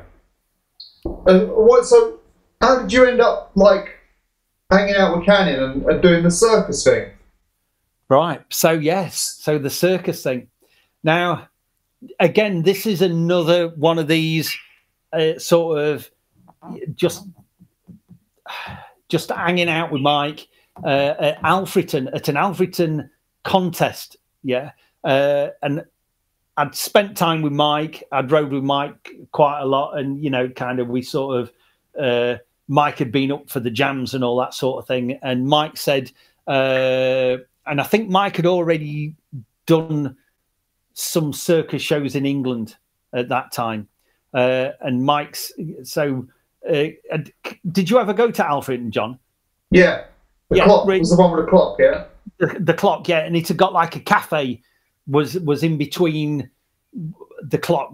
So there was like... I remember, yeah. Where the balcony was, and that was a cafe. Sort of sat having a drink with Cannon. And Mike's like, you know, do you want to do the circus with me next year? And I'm like, yeah, of course I do, yeah. And he's like, really? Because I think it's going to be abroad. I think it's going to be in Germany. And it's like, yeah, I'll do it. Yeah. So just, and that was it. That was a conversation. And so again, you know, people keeping to the word and doing what they say. Mike then had a word with Pete and said to Pete, you know, I think Jason wants to do the circus. And, you know, I think I'd really like riding with him in the circus. Is there anything that we can do? So, long story short, Pete phoned me up, or no, he didn't. So Mike gave me Pete's number. I wrote it on the side of my wardrobe, right, which is still in my mum's back shed Hawkins's number on the side of this wardrobe. And so I phoned Pete up, and I'm like, yeah. And he's like, well, you know, Mike wants you to ride the circus. Do you want to do it? And I'm like, yeah, I want to do it. And he's like, and I was, well, I weren't, Pete had to get my parents' consent for me to go. So I don't know. You were 17 or something. Yeah. I must have just been 17 at the time. Yeah. Or probably when they were working it out, I might have still been 16 sort of thing. Well, so I said, yeah, I definitely want to do it. And Pete's like, okay, right, well, I'll sort it out, but you're going to have to ride for, Harrow and Skyway. Okay. If I must, you know what I mean? So it's like, okay, right, yeah, I'll ride for Harrow and Skyway. So I'm sort of working out what conversation I had with Jeff about not riding on GT. But either way, I'm sure Jeff was cool about it. I kept all my GTs, and you know, so that's how cool Jeff was. You know what I mean? Yeah. And it was just a really nice, a really good experience. No, it wasn't. No, because I was still riding for GT, but I was riding for GT through On Your Bike. Oh, okay. Not through Jeff Barraclough, or there was some kind of thing about Jeff let the guy at On Your Bike sort it out, or what? Yeah, whatever. So it didn't turn into an issue of me not riding for GT, but they kind of, you know, wished me well and, you know, thanks for riding for us. And because at the time I was riding for GT and Converse. Oh, okay. Yeah, so we got a deal with Converse through GT, which I think might have been through Roger Atkins. Mark Atkins has done. Oh, right, yeah. I think Roger might have sorted that out, and so we were wearing Converse cons and, you know, loads of Converse stuff, and they were a good sponsor. So anyway, long story short, sorry, I'm off on a tangent. So yeah, so hooked up with Pete. And Pete's like, right, well, you know, we want you to ride Harrow and Skyway for the circuses, which really was through Shiners. Yeah. Yeah. So the guys at Shiners were hooking the bikes up through Pete and that sort of thing. So that was pretty much it. So I had a conversation with Pete. Pete drove up, had a meeting with my parents. They had to sign some paperwork because I weren't old enough. And basically me and Mike went and practiced at, I can remember, and this is quite a nice story when I get round to this. So I think Pete hired out Farnborough Leisure Centre. It must be, because I think I stayed at Mike's. Or it must have been somewhere like that, for me and Mike to go and practice our circus routine. Yeah. Okay. So it's basically the whole sports hall with balconies and just 2 quarter pipes and a trick ramp, and me and Mike riding, and Pete was there. So one of the balconies, the quarter pipe's very close to the balcony. Yeah, because obviously it was pushed up against the wall. So I'm sat on top of the ramp, and this guy starts talking to me from the balcony, and he's like, "Yeah, that's really good. You know, what are you doing? And you know, what's happening here?" And so I'm talking to this guy, and he's like, "Yeah, that's really great. It's really, you know," when his kids were there, and he's like, "Oh yeah, my kids are really enjoying watching you guys." And that was Billy Connolly. Oh, no way. And he was just the coolest. He was just, and I'm kind of thinking, I know you from somewhere. And so Billy Connolly's watching us with his kids, and me and Mike are kind of just basically practicing, and we put our circus routine together. And then me and Mike went and did the Worlds in Paris. So 1989 by now. So we practiced the routine, worked out what we were going to do in the circus shows, and then basically went to the Paris Worlds, rode the Paris Worlds, and then went to the circus. But before that, I'd broke my jaw. So I was riding at Swanwick with Bestwick, with Jamie Bestwick, yeah, and just usual routine, you know, riding all day, having a good time riding with Jamie and, you know, the guys from Mansfield. Did the stupid thing of, let's just have a little wind down, take your crash helmet off, yeah, and did an X down, caught my handlebars in my knee pad and landed like that. Without the helmet? Without my crash helmet on, yes. Oh, shit. Yeah. And so when I went to the circus, I hadn't ridden for, well, officially I hadn't ridden for quite a while. I was still riding the whole time. So I was riding with my jaw wired up, crash helmet on, and just basically just riding the half pipe, and yeah, basically just Pete sent me a bike, built my new bike up. I snapped my GT in half, so that kind of worked out pretty well. So I've just got a brand new black Performer, you know, the S-Bend one as well. Yeah. One day, it lasted one day, John. Snapped the front off it, put myself in hospital, broken jaw, the whole works. Well, how did you snap the front off? I landed with the bars. Oh, you landed with the bars crossed. Okay. With the bars at 90, yeah. And it basically just catapulted me straight to the floor. Oh man, what can you say? Yeah. To which Jamie Bestwick missed that crash, by the way. Which I do tease Jamie about this because he went home to watch darts. And it's like, so it's like you missed me crashing, Jamie. You know, we've ridden all day, and again, one of those things where he's like, I'm going home to watch darts. Okay, fair enough. Maybe if he'd have stayed, I might have rode seriously, left my crash helmet on, and probably that might not have happened. So when I got to the Worlds, I was drinking out of a straw for 6 weeks, and I was, you know, I'd lost so much weight, and I was still riding, but I'd lost so much weight. I was like a skeleton when I got to that contest. And yeah, so basically it was, touch wood, everything just worked out. That I got all the wires out of my jaw and got to the Worlds, and then, you know, started riding the circus shows with Mike, which was which was what was that? Germany. Yes. So okay. So we ended up in Germany in 1989. So that was late March, early April 1989.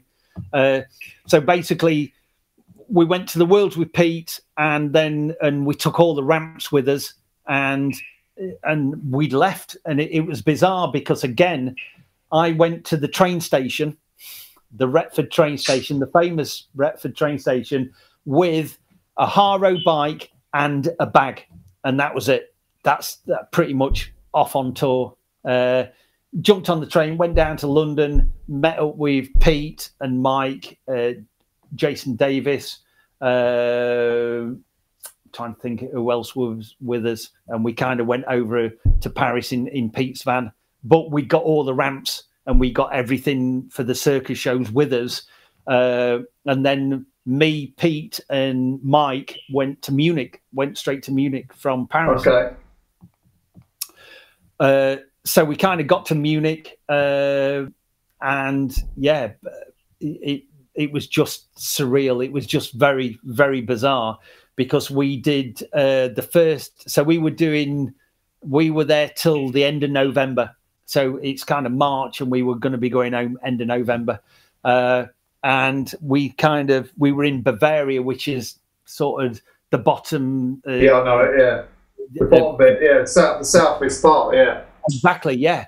And it was just a massive culture shock to just, because Pete stayed with us for a week, and then Pete's like, right, I'm going. Off you go. I'll come out in a month.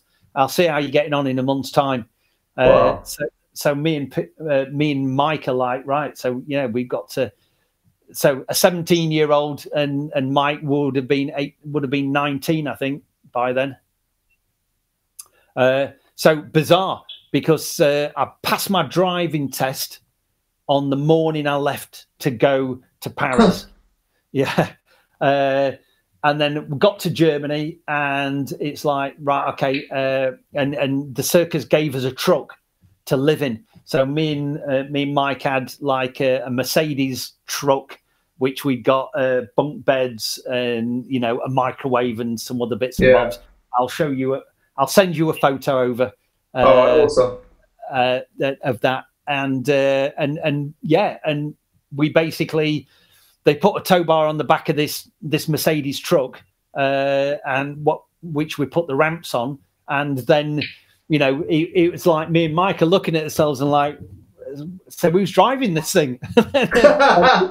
Yeah, they're like, well, you two are. And we're like, oh, okay, well, I passed my test, like, I've this morning. and that's it. And Mike's like, I don't really want to do this. So as far as I remember, Mike drove it the one time and didn't enjoy it at all. And he was kind of like, I think you're going to have to you're going to have to get behind this. And I suppose because I hadn't driven, I'd only driven my driving test. It was like being on the wrong side of the road in a truck was okay.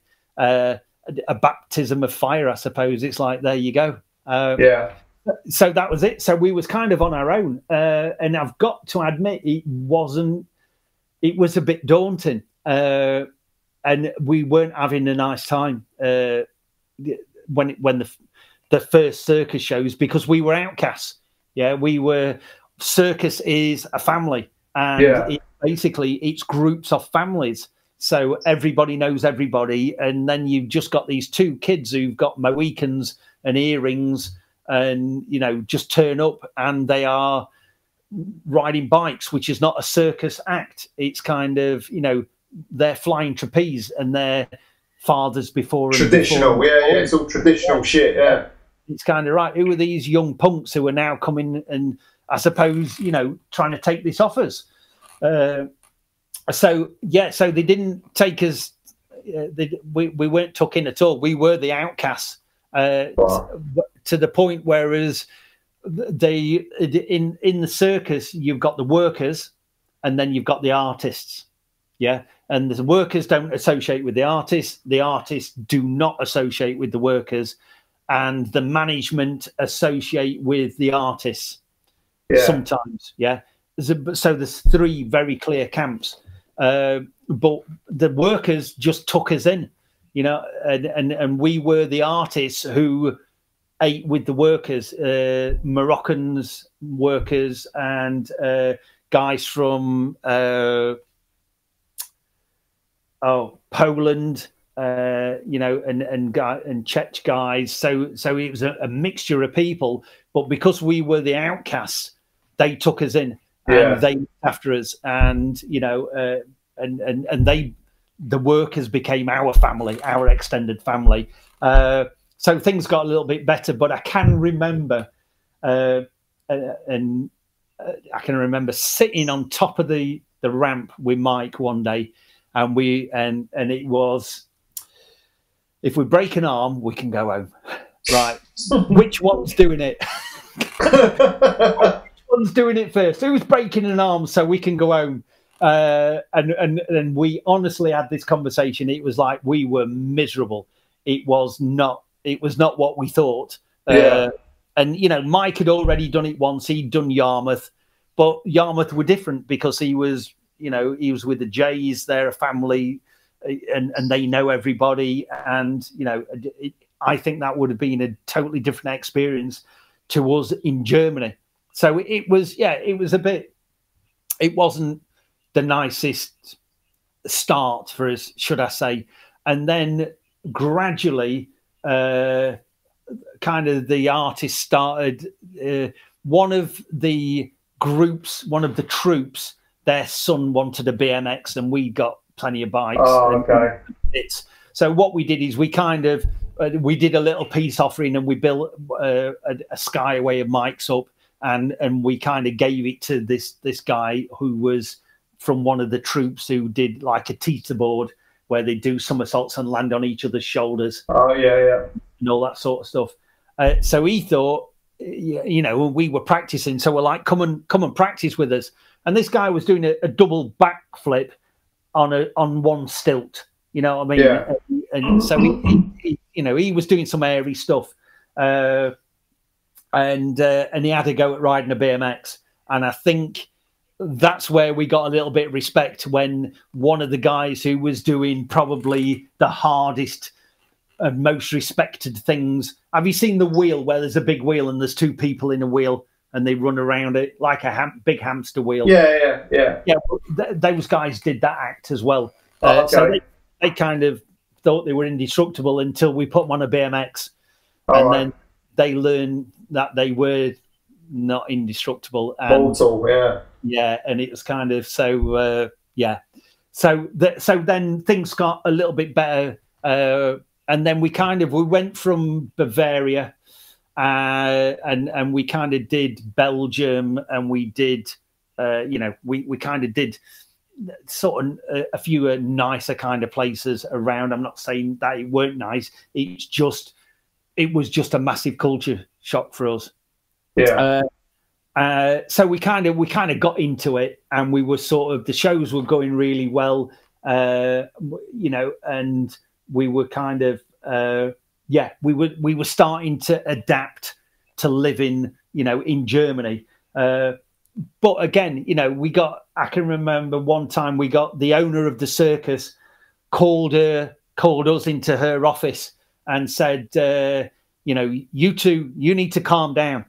And we're like, hang on a minute, this is a circus. Yeah. And you know, people are doing triple backflips on flying trapezes and things like that. And she's like, yeah, but you guys are, you know, it was like a contest. It was me and Mike riding a contest, because that's all we'd done, you know, really. Well, so what was she telling you to calm down about? Like just the riding, or you was out showing the upper acts? We were riding. We were just, you know, if it were possible to get 10 foot, we were getting 10 foot. Yeah. Mike were doing, instead of a 540, he'd be doing a one-footed or a one-footed 540. Yeah, and, okay. You know what I mean? We were just, and, you know, and we were crashing sometimes as well. And there were no safety nets for us. You know, flying trapeze, they've got a safety net. All the other acts have got a catcher. They've got somebody, and we were crashing, you know. There was a stage and the quarter pipe and some steps at the side of the quarter pipe. So we got a small area, and in front of 5,000 people, Mike got stuck under some steps, and you know, they had to come and lift the steps up to free Mike. and like while Mike's doing it, I might have been riding past him or something. So we were just. So they were like, just do a nice show, but, you know, just slow it down a little bit. Wow. So we were like, okay, we'll slow it down a little bit. But then everything sort of to click into place. And then Mike went and broke his jaw. Because, again, we were still, you know, going for it, I suppose. Yeah. And Mike broke his jaw when we were in Amsterdam. We might have been partying a little bit too much. We were partying way too much, to be quite honest with you. And Mike, I'm trying to think what Mike did. I think Mike were doing a no-hander, which he didn't need to do, you know, a no-hander there in the show. But yeah, fair enough. I did a no-hander, might have missed a grip or did something like that, and went over the bars. And we were riding on a floor which was just pieces of 8x4 just sat next to each other. They were just buttered up to each other. Yeah. So one of these, I think one of the boards was lipped up a little bit, and Mike sort of landed on his face and just kind of got the edge of the board and basically, just blew his jaw out with a full face crash helmet on. Yeah, you know. So then Mike went and had a little 6-week hiatus, and then David Blundell came over. All right. So me and Blunny were riding the circus and we were in Holland, and that's where we met people like Bart de Jong, and we was riding with a guy called Albert Monen, and we got introduced to the Dutch scene. Okay. Because those guys were in Rotterdam. So I think we did a month of shows in Amsterdam. Then we moved to Rotterdam, and we were doing a month in Rotterdam. And the BMXers turned up to see us ride. Oh, really? And it was like, hey, the BMX, you know what I mean? And you know, I knew who Bart was, but I didn't know who some of the other guys were at the time. And so we just instantly, right, we've now got an extended BMX family. It was like, and those guys took us everywhere. We just rode. It was, the circus then was secondary. It was back to riding. It was kind of that competition half pipe sort of thing. So so we just rode all the time. So this is at 89. And we were just had the best time. Dave Blundell, we were riding lots of flatland, you know, doing the shows while Mike was off, you know, with his broken jaw. Mike came back, and then me and Mike finished off the season, and basically just, you know, rode to the end of the season, which was November, middle of November. Well, that's Mike. Didn't go back after that, no? So Mike, I don't know whether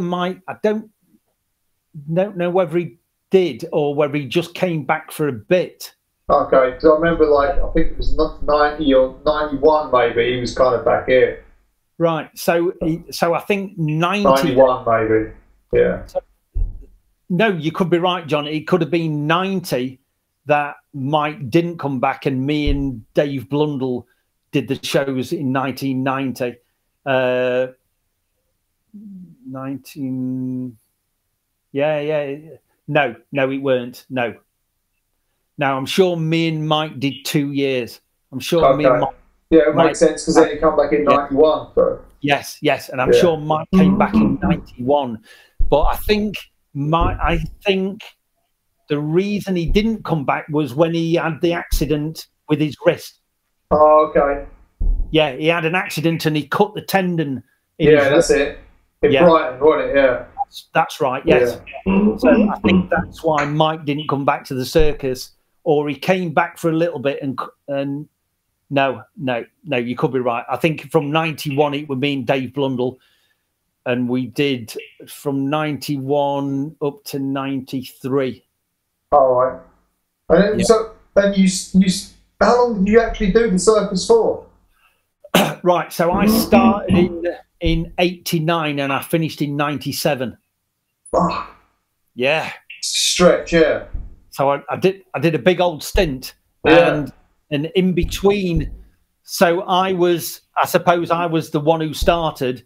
So it was me and Mike, me and Dave, and me and Mark Atkins. Okay. Yeah. I didn't know Mark did that, yeah. Yeah, so we went through, I think me and Mark started in 94, me and Mark. Right. Yeah. But it was good. The circus, you know, after that initial culture shock, and then we kind of found our feet and we got accepted, it was then for me, every town there was a possibility there was going to be a ramp or a skate park, or some guys to ride with, and as half pipes became more popular and bikes, because there was still a scene over in Germany and in Holland, So it was good at that point in time that BMX scene was getting good again. Like from '94, really like upwards, it started growing again. Was you keeping was you seeing stuff that was going on from them times, or was you just out? Okay. Yeah. So you know, Yeah. So we'd be getting the magazines, and then when I wasn't at the circus, I got to ride like Champion of Champions because they were the last contests. The winter, So the last winter contest, I think we managed to get back to those. But then other than that, it was just looking at the magazines and just kind of keeping abreast. And, you know, Shaun Allison would be sending me stuff. Sid would be sending me stuff. You know, Pete used to come. So Pete would be bringing us, you know, bits of media and stuff. Yeah. And you know, I can remember Pete giving me the copy of, is it the one with Hoffman doing the flip, which is on the cover. Yeah. And it's like, I just looked at it and I'm like, what's going on? Yeah, what's happened here? Yeah. It's like, when did this happen? And it was like, oh, right. Yeah. And so we were keeping up with it. We were riding with, like I say, like the guys in Holland, we're riding with guys in Germany. So we always, BMX has found us. I think that was the nice thing, that, you know, BMXers would find us, they'd come to watch a show, and then we'd spot the BMX. You figure them out, We're like, BMXers, right, cool. And then they'd sort of wait for us and we'd hang out, and then they'd go and show us the local riding spots. And it's like, right, cool. And then we were like locals again. Yeah. You know, and, you know, some of the times it was really sad that we had to leave a town because we'd got a new sort of connection, a new connection. And, you know, that went on. Me and Mark ended up doing shows in Cyprus, and the BMXers came and found us. Oh, wow. And it's like, you know, wow. Exactly. And they're like, we want to ride with you. And we're like, yeah, let's do it. And we made launch ramps, and we were like, you know, putting launch ramps at the end of the jitties and backflipping into sea and doing stuff like that. And these guys just thought we were mad. And the story that I heard was you went to the circus for like so many years, saved a load of money, and just moved back and bought a house. Is that right? Yes, this is right. Wow. Yeah. Amazing. So I can't remember who told me. Someone was telling me this, Yes. So that's well worth going then, yeah. Oh, 100%, yeah. So, Sid always laughs about it because I took the money in a carrier bag. Oh, excellent. So, yeah, that was it. And it's kind of, the circus, it was good, I've got to admit. You know what I mean? Once we got over year one, you know what I mean, we were flying, so to speak, and we'd come back, hook up with all our friends, go out, ride with the guys in England, and then go back over to the circus, meet new friends, and just it was the dream. We were living the dream, to quote what Jed says to me every time I see him. He's living the dream. So we actually were living the dream, and just basically riding safe, you know, making sure that we weren't riding like me and Mike used to. Mental, going mental, and just making the most of it, because we knew it weren't going to last.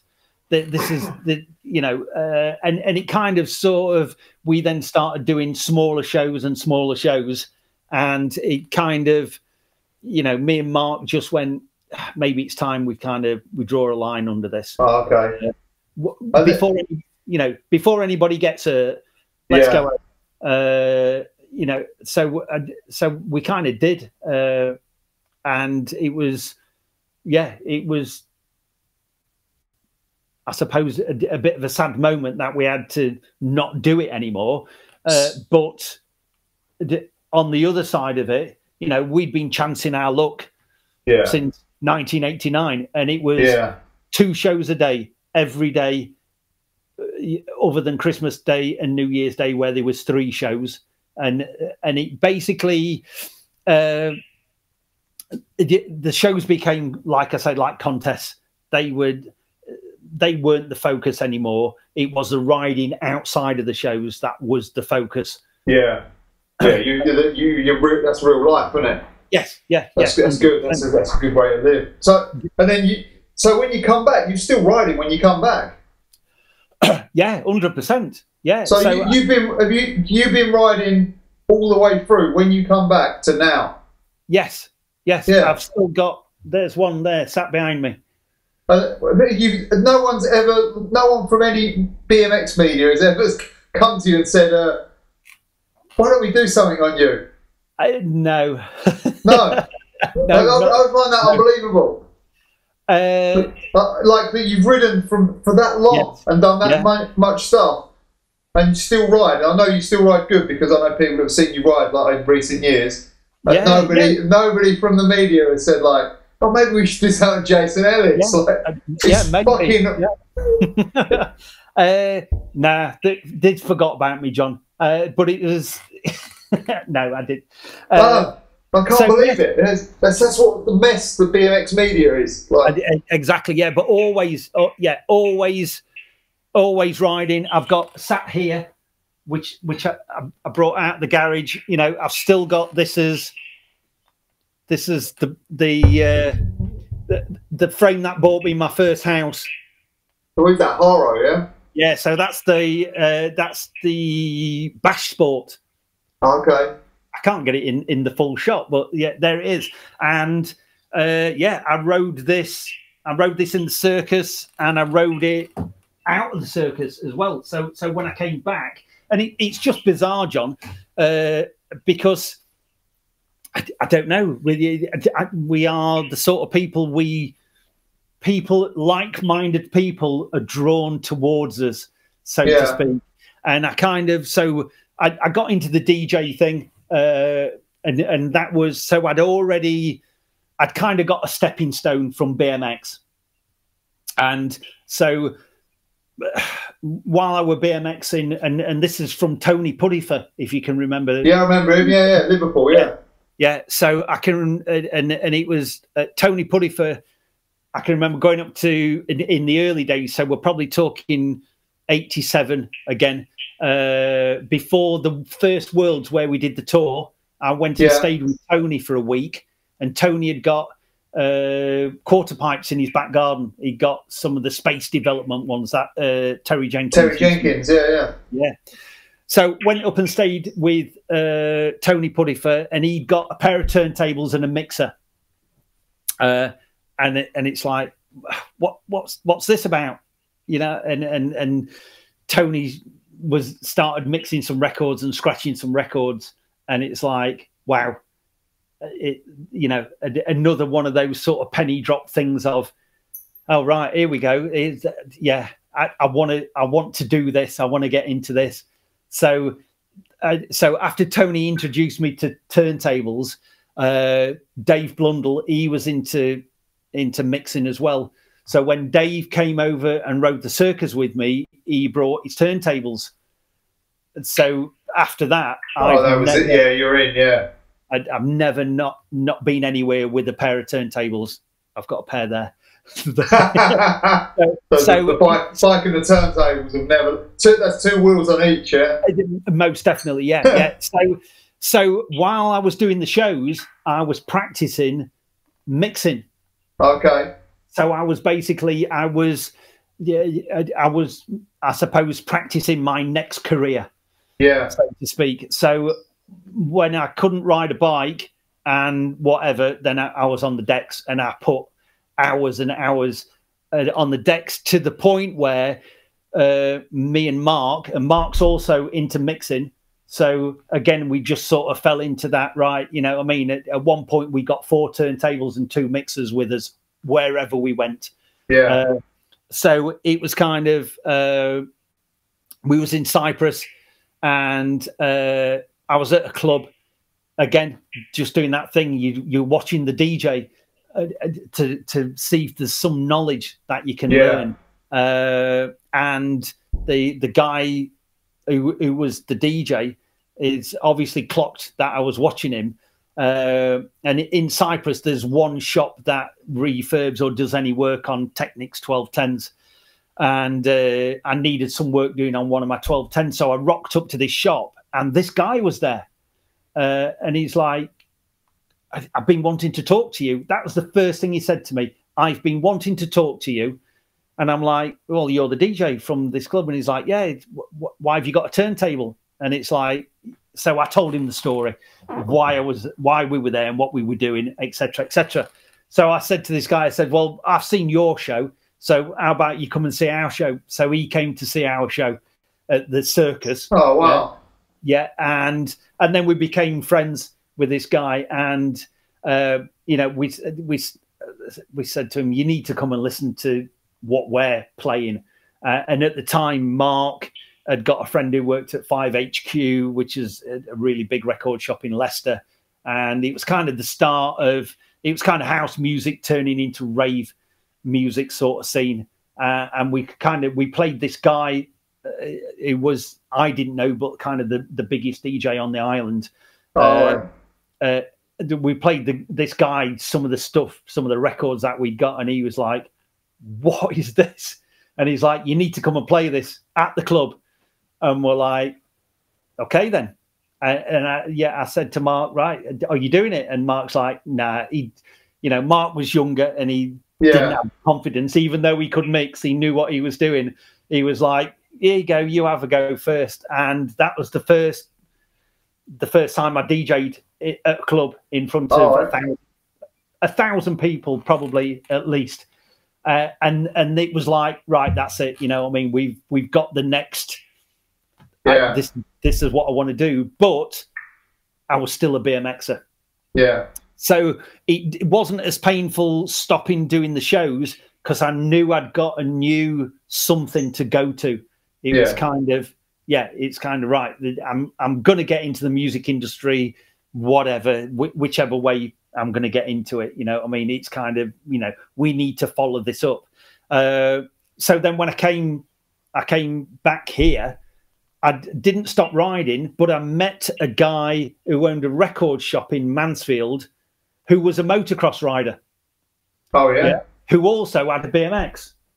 And so it's like just that sort of thing of we attract like-minded people. A guy called Simon Lee, who, I still see, he came to my house 3 days ago sort of thing, you know what I mean? Because, so basically he said, I've got a BMX and I've got a motocross bike. Do you want to come and have a go at riding the motocross bike? And it's like, yeah, I do.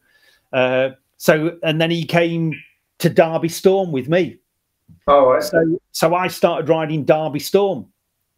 And this is kind of, I think by this time, Jamie had gone over to America. So I was riding Derby Storm with Death Shooter and a guy called Vinny. I know that is. And so it was either me and Simon Lee or me and Shaun Allison riding at Derby Storm. So I'd ride Derby Storm probably 3 times a week. So always riding bike, John. Never. And then later on, like Corby, Yes, yeah. Then we get to Corby, which is again another Mark Atkins saying, I've been to Corby. You need to come and ride at this place.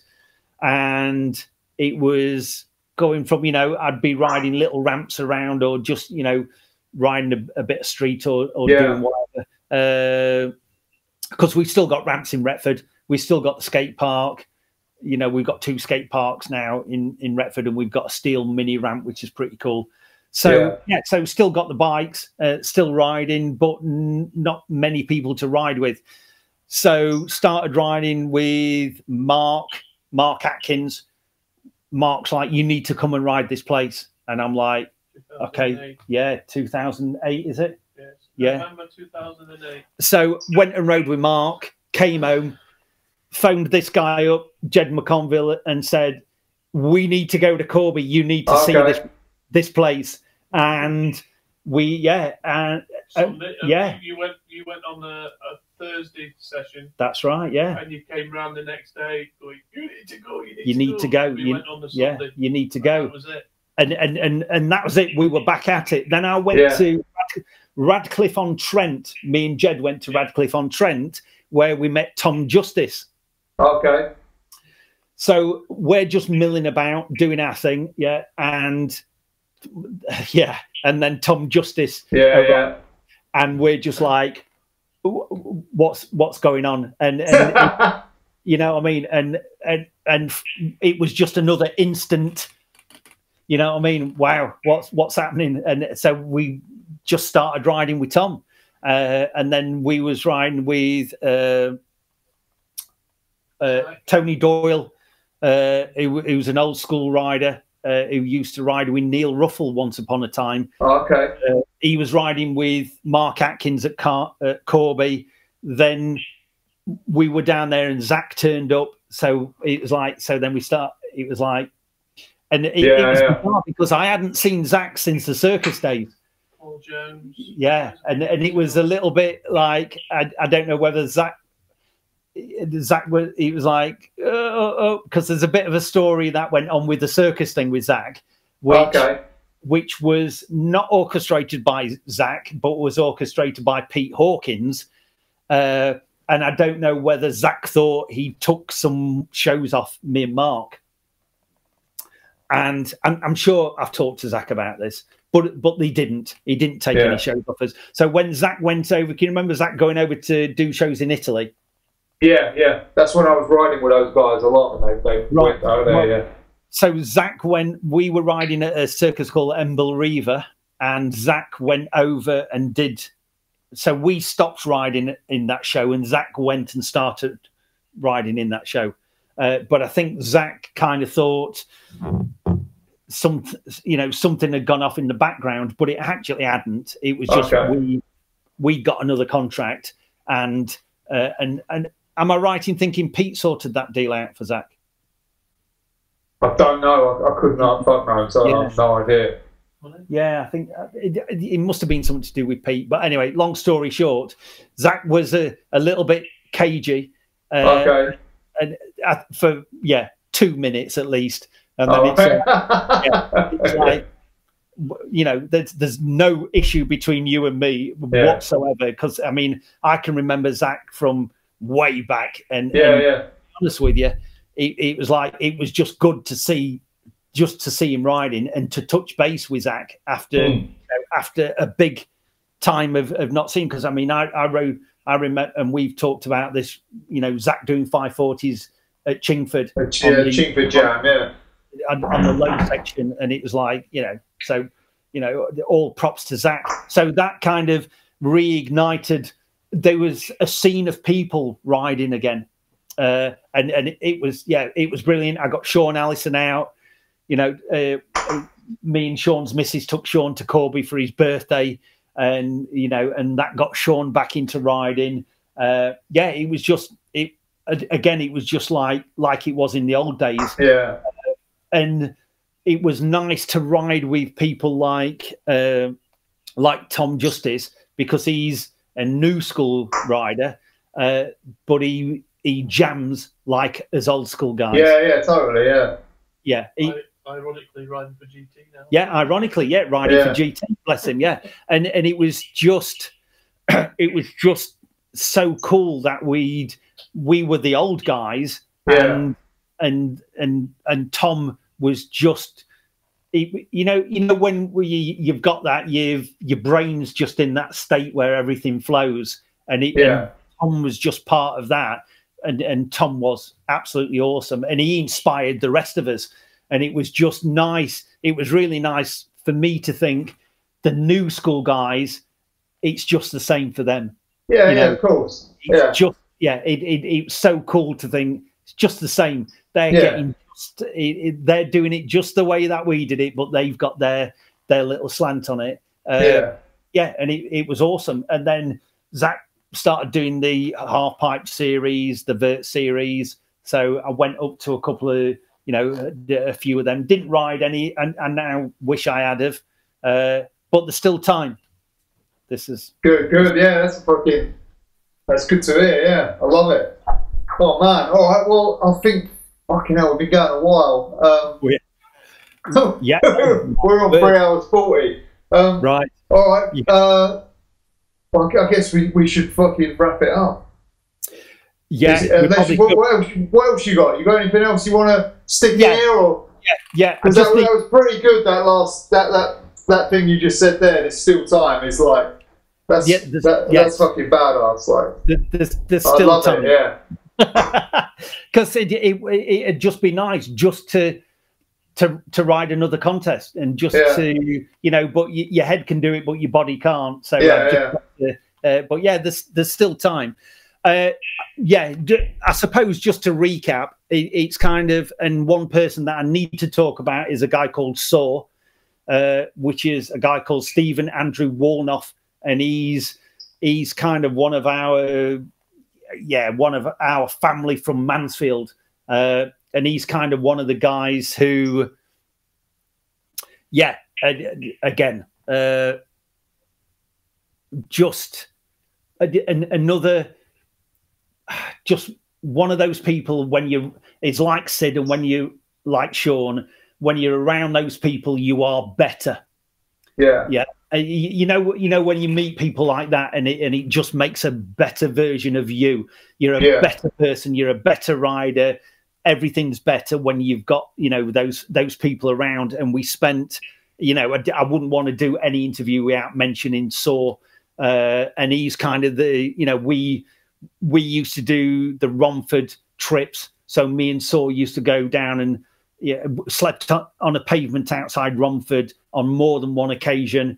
And then we'd meet other riders, Si and Bass, who were guys from Mansfield and Yully, down at Romford. And we kind of, you know, we do all that side of it. And, you know, Saw would also ride at all the other places. But, you know, another kind of big guy who was, you know, one of our influences for the music.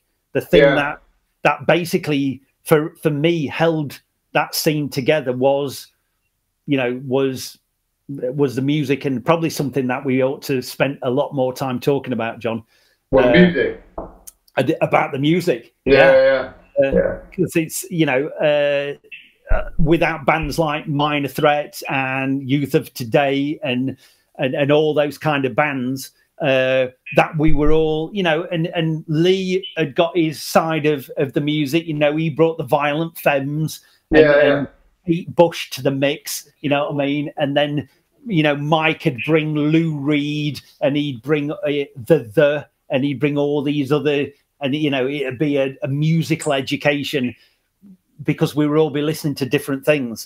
But obviously we were kind of the straight edge sort of hardcore side of it. And it just went hand in hand with what we did. Totally. You know, 100%. It was funny because one time Mike Cannon was telling me about, like, he told me some Youth of Today lyrics, and I was like, well, how do you know that? And he goes, "Oh, fucking Ellis thought he was straight edge, didn't he?" So but again, it's kind of that thing of, you know, I still listen to Ian. I think somewhere there's a photo of, you can't quite see it. It's a photo of Ian McKay up, you know, sat there on the mixing console. Okay. And it's just, you know, from back in the day, it's bikes, that kind of music, and it's just it was just the inspiration just to push us. You know. It's the same energy, I think. That music and bike riding. Yeah. I mean, it's kind of, you know, if you think about it, as a 15-year-old listening to Minor Threat, flying bikes, you know, I mean, what could be any better? Finger to the world, like, this is what I'm doing. You ain't gonna stop me. 100%. And that kind of, you know, when we got over to America, it kind, you know, we sort of, we haven't got time to talk about the but that was fun. I wanted to touch on the American stuff, but fucking hell, we're already going long. Yeah. Oh man. All right, man. Well, fuck, I'm gonna have to fuck it. I want to go to bed. But thanks for tonight, man. Yes, Matt. It's been fucking good shit. Like, if you've got any old photos or video footage, there's hardly any video footage of you online. There's stuff from America actually, and I need some pics of Jed if he's got any, because he's obviously in there. Jed's backstage. So yes, I'll send you some photos. I've got the video. Me and Jed sorted that out last night, and me and Mark learning backflips at the circus. Oh, amazing! So you get an air of that. I've got photos of the truck that we had when me and Mark did the circus, with the ramps behind it, the rig, and so I'll send you some stuff over, John. All right, man. Yeah, and it's just awesome. Thanks very much, man. Thanks for spending the time, man. I love this shit. So hope you enjoyed that. Thanks for watching or listening, whichever one you did. If you want to support the channel, like, comment and subscribe. We also have some merch available: soft goods, hard goods, Union zines, new Union speed roast coffee over on the Bicycle Union site. Go check it out. See you next time, jabronis.